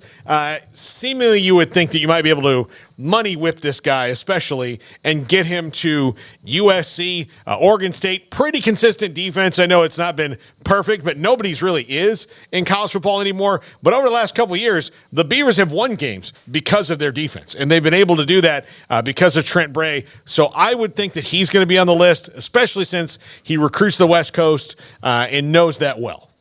Yeah, I mean, they won the other night because of defense, with Colorado. So, yeah, they've been, especially at home, they are ferocious defensive unit. But, yeah, no, they're good on that side of the ball, and that's just been a fun team to continue watching. I've enjoyed that, like, some of I'm sure it doesn't take much to search and find like all the scuttlebutt about their future. That's not far away at any given click. But I've kind of stayed away from that just because I wanted to enjoy just their season. And the defense has been a big part, along with their run game. DJU obviously has been a guy who we've talked about a bit more glowingly than we had here in recent years. So it's been a good story all the way around for them, and some big games left to go. I mean, I know they're kind of their great hopes sort of got knocked a little bit, but they can still make some noise down the stretch. And so it's going to be fun to watch how they finish here. Number 4, you're not going to like this one, Smokey. Tony White in Nebraska. No. He's very good. He's very good. He's done a good job. He's just one of those things that I think Nebraska has the financial wherewithal to keep him. I think that it's clearly working. Like, that's not their problem. Obviously everybody can get better, but they're not losing games because of their defense. No, they're losing because they turn the ball over too much. Yes, and that's not the defense's fault. No. But he is a guy on the rise. And there's always a job out there that's willing to go nuts for you. And USC is in, I don't call them desperate, but they're in a mode right now where they're close to that to make this right. Lincoln Riley is not a guy who likes to admit when he is wrong, clearly. And firing Alex Grinch took him a long time to do. So now you've got a guy who doesn't admit when he's wrong and takes pictures of bad brisket, not even admitting he did that wrong. And then the fish after it. The fish, yes. All that. Salmon? Yeah, tuna. It just ripped to shreds. Yeah. Whatever it was, it died in vain. Looked like a shark had attacked it. Yes. But Tony White, one of those guys on the rise, and if that's the guy he sets his sights on, would be hard to see USC not making that happen for him. Yeah, I'm excited for Matt Rule and a lot of that staff that we got to know a little bit years ago I'm excited to see them having some of the success that they are having. I'm also not surprised by the fact that they're winning more games than Nebraska's really been accustomed to lately. I'm also not surprised that it's not the sexiest product in the world, but I think that Nebraska fans are just hey, just win games and we'll be Iowa fan and just get to, and it's not that bad. But I do wonder. They're going to get better along the way. They're going to get a quarterback in there. They're going to improve offensively and all of that. But the defense has been fun, and that's not a surprise either with a Matt Rule football team. But man, that loss to Michigan State really put them in a little bit of a pickle. At 5-3, you lose that game that should have been, a game that you expect to win with Michigan State's struggles this year. But hey, you lose 20-17, and now you're looking at Maryland at home. Who's better? Yes. Pretty good offensively. They can score. Wisconsin on the road. No Tanner Mordecai. Obviously, he got hurt, our buddy, and they turned to another Texas kid there at quarterback. And then Iowa to close the year. So how are you feeling about getting win number 6? I had the worst feeling about Michigan State. they've been playing well enough to win in a West division that sucks, but you can you score 15 to 20 points a game, you can survive. The defense is good under Tony White, but they did not make plays. They did not force turnovers. That's what they've done, and when they don't, they're not any good. I think they'll get one of those three. Am I sold on it? No, but they are at least in position where they are already not locked out of making to a bowl game. Yeah, I wouldn't feel great about the Iowa game there at the end of the year, just because they already struggled to score. That game 6-3. Exactly. But you could jump up and grab Maryland at home this weekend, or beat Iowa last year. Yeah, or go beat Wisconsin and Madison, or go beat Iowa at home. And you know what? That talk about a raucous crowd. If you need win number 6 the very end of the year, so yeah, that's going to be interesting as they're cutting it a little close after that loss to Michigan State. Yeah, absolutely. Number 3, Joe Rossi at Minnesota. Minnesota is in games because of Joe Rossi. He's only 41 or 40, maybe he's 44. Young coach, another guy on the rise. And look, if I'm living in Minnesota, which is beautiful in the spring, but if they, in summer, but if they called me and said, hey, do you like anywhere but there? I'd be like, yes. How about Southern California? Oh, you don't say. Yes. Ching, ching. Maybe he'll miss the snow. Yeah. Maybe he's one of those guys. But they're doing very well. They're very good on the defensive side of the ball under PJ Fleck. They're not good on offense. This could be the match that they need to happen at USC. So I would not be surprised to see Joe Rossi get a call. He's from Pittsburgh, Pennsylvania. He wants cold weather. Okay. I don't mean like eventually. Never coached Rutgers, Maine. Hey, look, Smokey, I grew up around a bunch of people from that part of the country that eventually said, F it, I'm going to go live. I'm going to go live on a canal. I'm just telling you. They are pretty good. But is everybody in the West defensively pretty good, or are they just not very good on offense? I think both. I think both, and I think I can't wait for the divisions to go away so that we can see a better conference matchup than just like whoever's the best out of this group that's clearly not up to snuff with like the top 3 teams over here in any given year. Well, Wisconsin and Purdue. I know Purdue's not in that side, but Wisconsin is the first one that did something about it, knowing what's coming. Right, like with Fickle? Yeah, with Fickle and Phil Longo and all that. Now, they're not great at it right now, but they're the ones who've been like, all right, well, we've got to adjust. Yeah, and I understand that there might be the sentiment, and I think it's valid of like, well, it's not going to be great because then you rule out the Iowas or the Wisconsin, or I'm not, you know what I'm saying, like Nebraska getting in there because now they'll have like less than 5% chance in any given year because they'll have to go against everybody. So I see this both sides of it. But, yeah, when you're talking about, like, well, somebody's got to win this side and the other side's, like, stacked to death, it's like, we could probably get a better matchup in the end here. You know? That's cyclical, but not lately. Right, not lately. Purdue is in the West. By the way, that Minnesota loss last weekend was really bad. That was a really bad loss to Illinois. Purdue played in the championship game. Yeah, so, Purdue and Wisconsin have done something about this. And, look, just because you say that they have a 5% chance or whatever, that's true. But if you have the wherewithal to do it, you can do it. Like, nobody's stopping Iowa from changing and being a new. No, Kirk Ferentz. I mean, other than their coach, they still win. They're here. They are. They're 7-2. By the way, everyone in the West, only Wisconsin has over 200 points, 212 through 9 games. Do the math. Well, all of them would be fired, like Brian Ferentz. 5 of the 6, 6 of the 7, or 5 of the 6 in the East have 240 up to nearly 400 points scored. Yeah. Because they're playing the teams in the West. Yeah. Also, I do think that Iowa set that bar for Brian Ferentz because they knew that there would be no way that he could clear it. So they would have their excuse. Number 2, Tony Gibson at NC State. I don't know if you guys have caught NC State in the last couple weeks. They are really rolling along. Actually, they just announced that their quarterback, MJ Morris, who's helped them through this streak they're on, he's played his 4 games. He's going to redshirt the rest of the year because they're in a quarterback situation next year where they're losing, some veterans, and they only have an incoming freshman in him. So he's going to redshirt the rest of the year, and Brent Armstrong back in as starting quarterback. But they win games on the back of this defense, who is really, really good under Tony Gibson. Now, he might be in position to take a head coaching job, which, makes him more difficult to maybe grab than some of the other guys on this list. But I think they could do a lot worse than Tony Gibson. No offense to NC State, but USC's a better job. Clemson and Miami, the last 2 games they've won. Yeah. It's 2 teams that I know they aren't quite what they would expect to be, but that's still nice wins. Well, I mean, their 3 losses are all to pretty dadgum good teams. They lost to Duke, they lost to Louisville, and they lost to Notre Dame early in the year. So like, those are their 3 losses. And yeah, you'd rather not be 6-3, but that goes to show you that they're pretty good 6-3. Yeah. Like they've lost to some good teams. Yeah. Yeah, and I would look. Dave Doran as a head coach, I really think he's quite good. I think that he's a little old school, and I think if you need that kind of a punch, hiring Dave Doran and his staff wouldn't be a terrible idea if you're looking for a new head coach. Number 1. And not to take it away from poor NC State. They deserve everything they get. They've done things well over the years. Number 1, Jim Leonhard, who's an analyst at Illinois right now, was the interim coach at Wisconsin at the end of last year. Their longtime defensive coordinator who did great work. I said long time, but several years as the defensive coordinator there.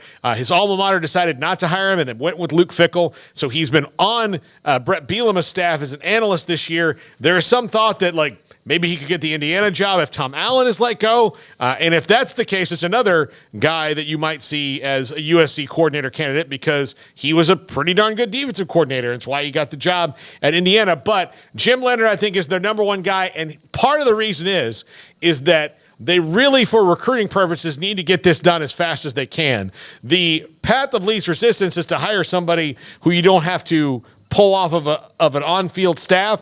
And Jim Leonhard could very well do that and hit the ground running and recruit some of those guys. I was surprised that Matthew Powledge was hired as defensive coordinator out of Oregon. I was surprised that Leonhard was not around, or maybe he was, and it just didn't work out because of the connections to Wisconsin. Yeah, I mean, maybe he just wanted to take a break and not dive right into an unfamiliar and not lose some of the money he's owed. Yeah. Could you imagine how heartbreaking it is to be the head coach at your alma mater and have people support you and then them not give you the job, not because they don't like you, just because there's just somebody out there who's got a bigger name than you, and that's Luke Fickell. And I think you might need a year to, salve the burn a little bit. Yeah, but I mean, if that's the direction that USC is able to go, that would be obviously a grand slam hire, and a number of these guys would. So yeah, that'll be fascinating because I think the prevailing sentiment coming out of the weekend was not like, oh my God, finally they fired Alex Grinch. That was part of it, but I think it was mostly based on what I saw at least.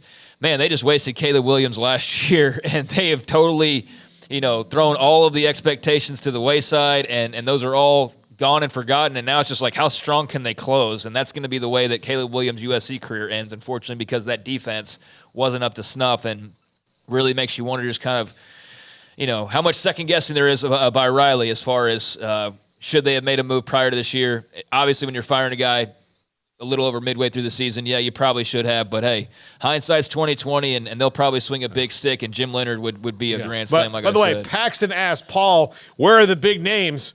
Buddy, these are pretty big defensive coordinator names. And also, sometimes it's not about making the biggest fish hire. It's about making the right hire. Winning the press conference only lasts for a day. Yeah, no, you're right. And Bobby Petrino was a big name hire this offseason. Yeah. Yeah, there you go. Just saying, it doesn't always work. Yeah, that's a good point there. All right, Garrett, thank you. Jack McKenzie. Emery working on 365 Sports tonight at 10:30, every weeknight at 10:30 on the CW. Back at it again tomorrow, 3 until 6. Paul has the triple option at 1 until 2. For our sponsors, all of them, every single one of them that help us every single day do what we get to do and have what we have. And, of course, you, the audience, we do appreciate you. I wasn't in the chat room very much today because of a couple of things we're working on. For Craig Smoak and Paul Catalina, I'm David Smoak. Thank you always for being a part of 365 Sports. Good night.